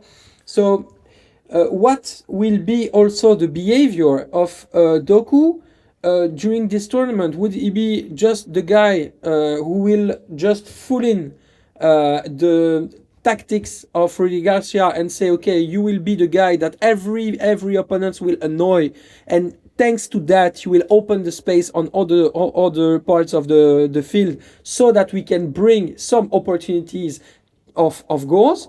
Or you will be the definitive X factor that will make the difference. That's both of really important question that we have to answer, and that the game against Egypt will indeed answer. That's sure. But if you want my personal advice, I think Rudi Garcia won't play like this. He will. And he wants to get a Jeremy Doku the most offensive possible. So what he's going to do, he will get a defender who is at the left side, so a left back, very defensive in the spirit, you know, in the mind, very, very defensive. So he will try to get Timothy Castagne. He did it well. Huh? He played very well against Tunisia, so it was quite good. So Jeremy Doku can play the most high possible on the field and have some opportunities to bring the pass, bring the crossover, bring the possibilities also on the close to the goal and so on. So for me, we won't use him as a sort of trap to catch the opponents. You understand what I mean? We will use him as the player that will make the difference, because at the moment he is the one who gets the real personality to help the Belgium to win, and we don't have any type of player like this on the right side. Even if we have Leandro Tosa, you see very good that he's not the same when he plays with Arsenal than when he plays with the national team in Belgium. So that has also to be a key.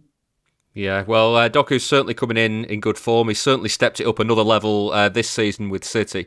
How do you rate Belgium's chances at this World Cup? What are you hoping to see? I was a bit dubitating, to be very honest with you.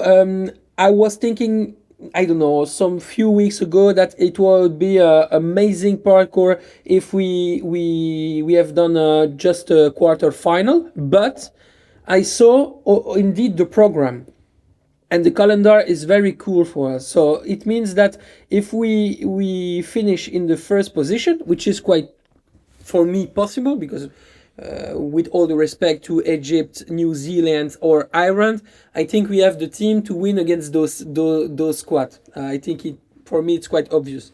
So if we start and we are first, we can play against US or against Turkey. To be very honest, I think we can win.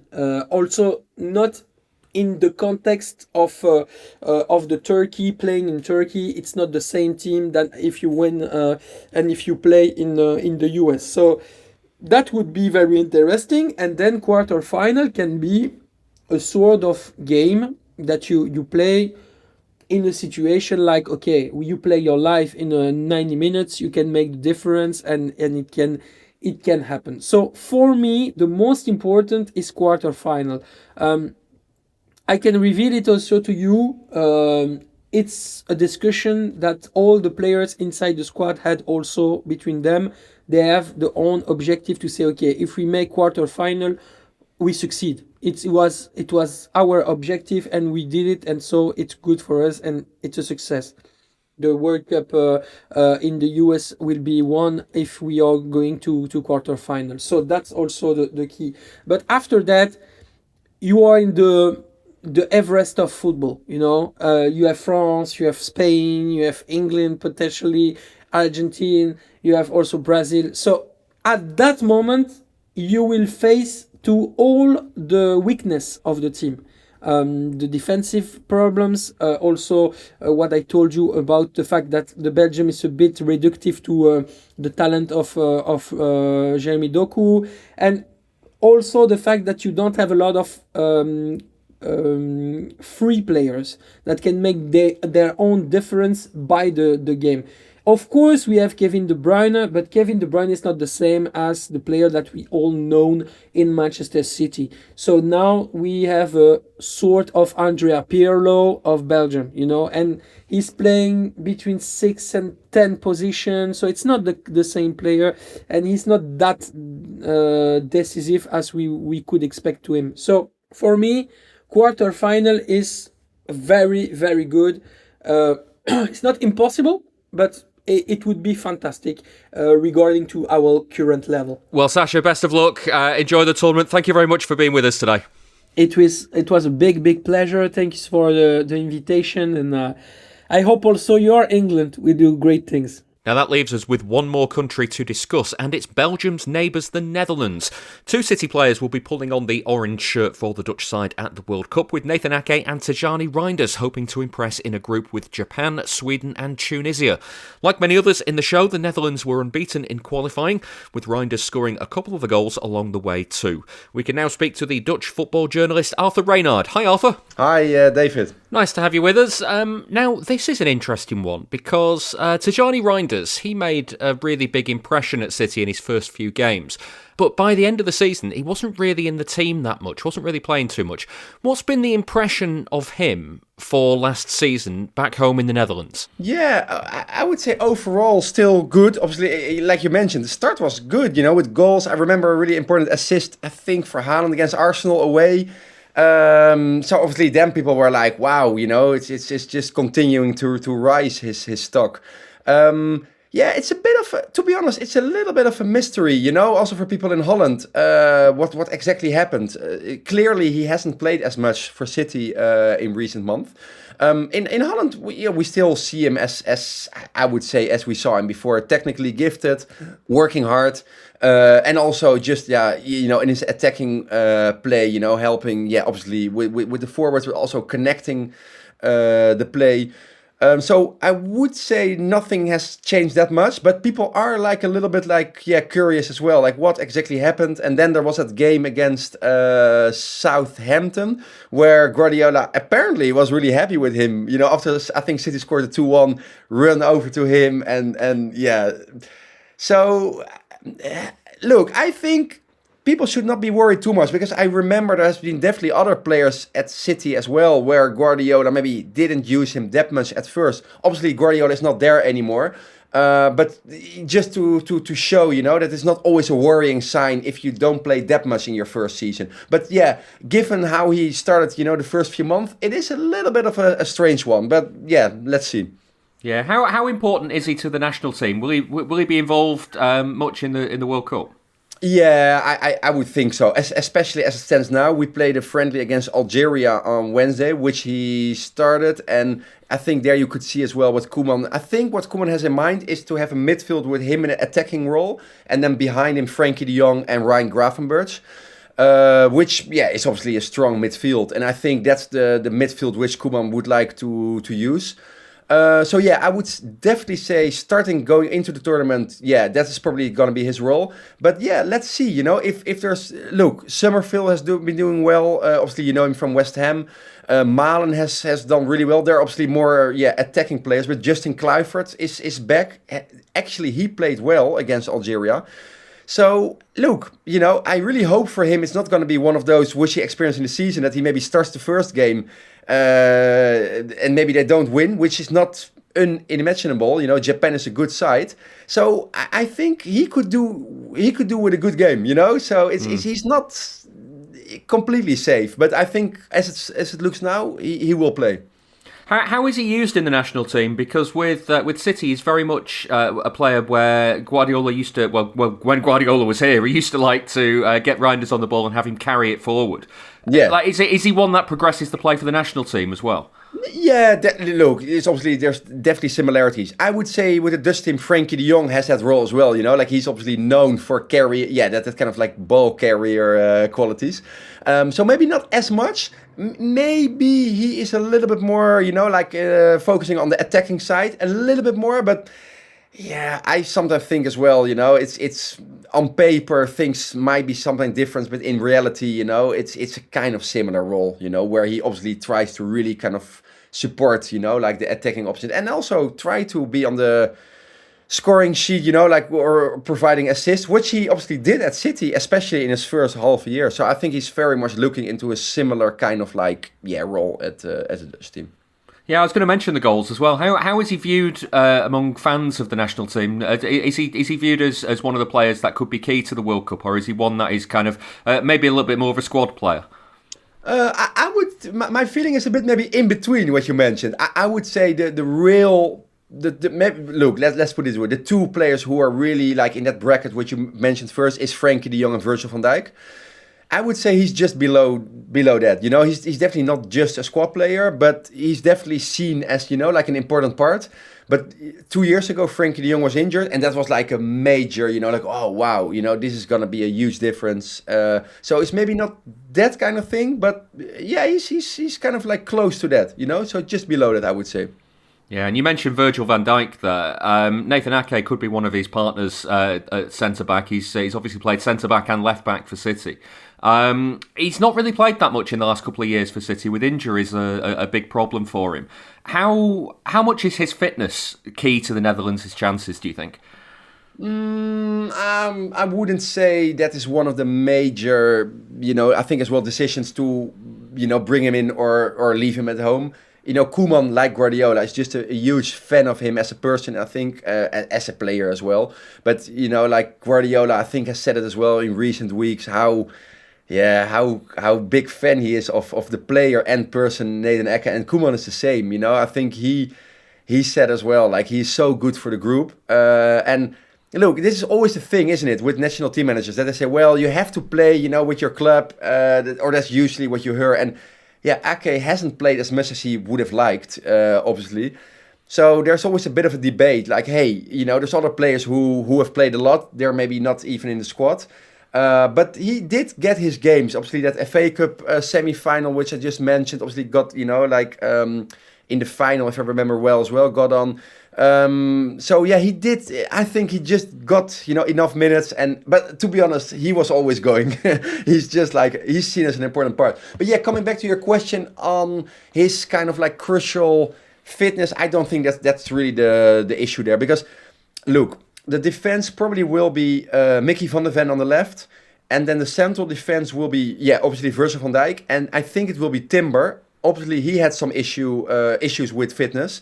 But I think it will be Jean-Paul van Hek, the Brighton defender. He will probably, partner Van Dijk. So I don't think, Ake will start, but he's obviously really reliable. So I wouldn't be surprised at all if he comes on often. And who knows? A tournament can always, hopefully not, but there could be injuries or suspensions. So I think he will get his minutes, but probably Reinders will start from the first minute, but I don't think Ake will. Yeah, and as you mentioned with Adjei, the experience is a key thing as well there, because it's one thing Guardiola was able to lean on last season with City. Suddenly, big FA Cup games, big League Cup games, Nathan Ake gets his chance, and he comes in almost cold from having not played for a while and just performs to a great level again. Yeah, that's a really good point, and that's obviously his big advantage, and that's obviously what Koeman will really like as well. That's a really good point. If they hopefully play, let's say less 16, and when things are I don't know, getting tough, he just knows he can rely on him. That's a really good point, and that's obviously a huge plus, a huge advantage with him. So yeah, definitely. Yeah. Now you said last 16 there. What are you hoping for from the Netherlands for this tournament? How do you think you can do?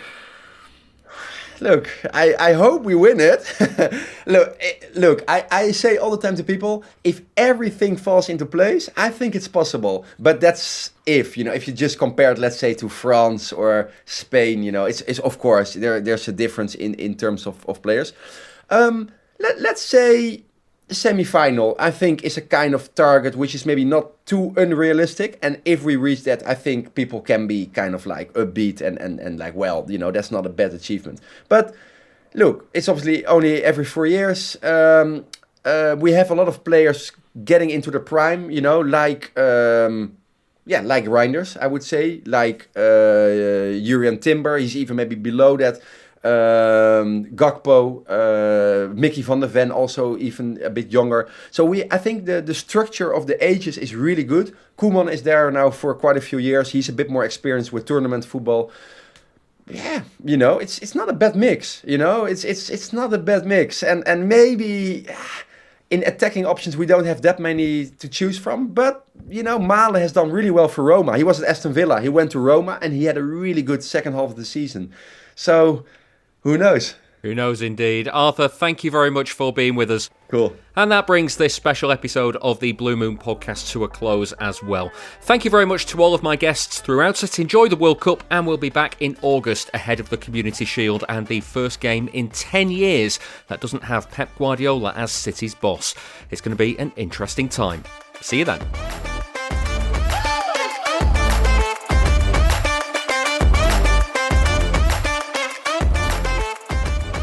That was the Blue Moon podcast. Please give the show a rating and a review where you can. And don't forget, you can listen without the ads by signing up to our Patreon at patreon.com/Blue Moon Podcast. And join us again next time for another episode.